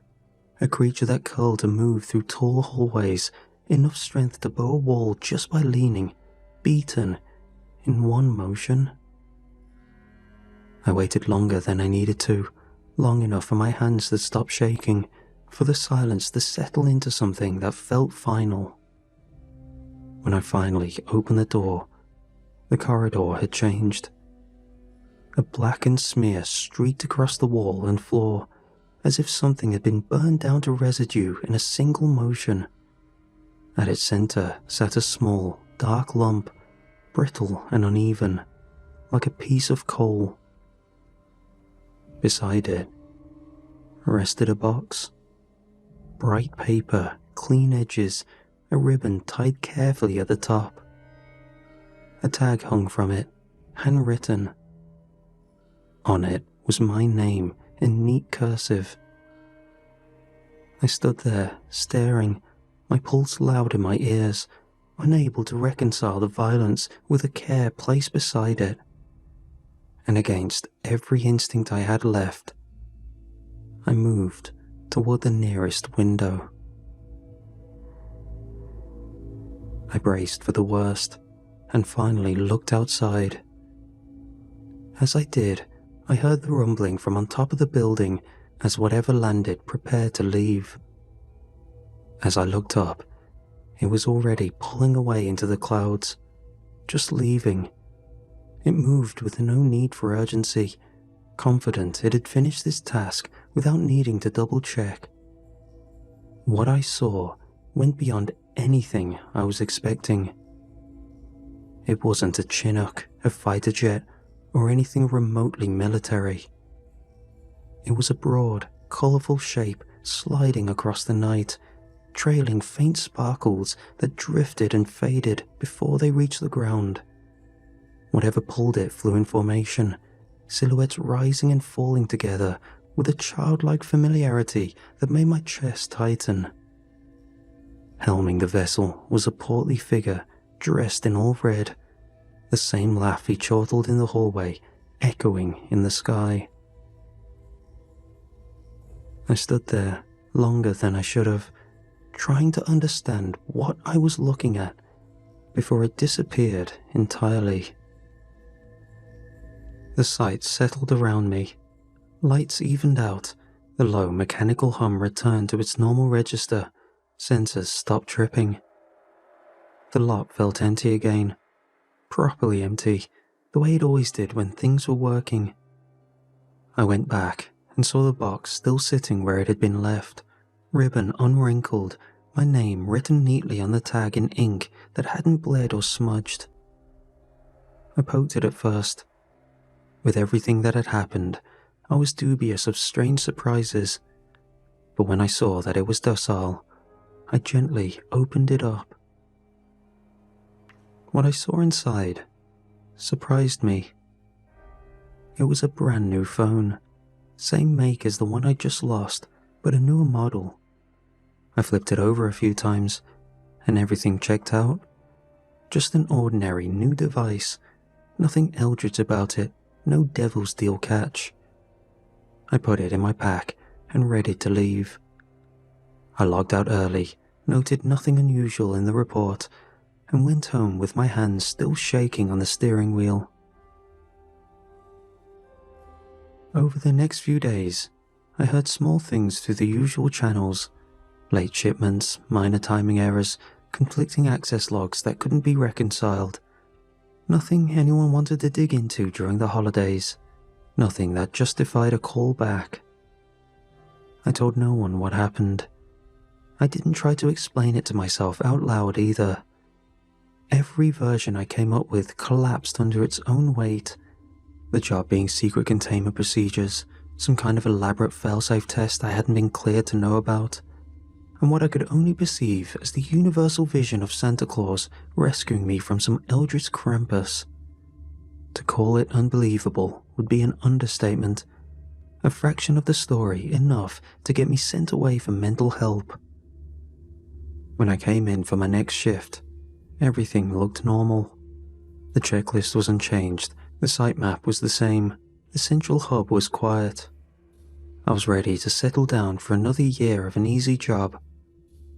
But out of curiosity, I checked the failsafe, which, last I saw, was used up, seal broken. It sat in its case, a new seal intact, status light green. It had been reset, ready to be used in another emergency. There was no note or message from management, no acknowledgement that Christmas Eve had been anything other than another shift. However, the fact that it had been reset meant that someone knew how the system worked. Someone knew when it failed and knew how to correct it. I still don't know what the job was really for. I only know that I did it, that something went wrong, and that something else showed up to fix it.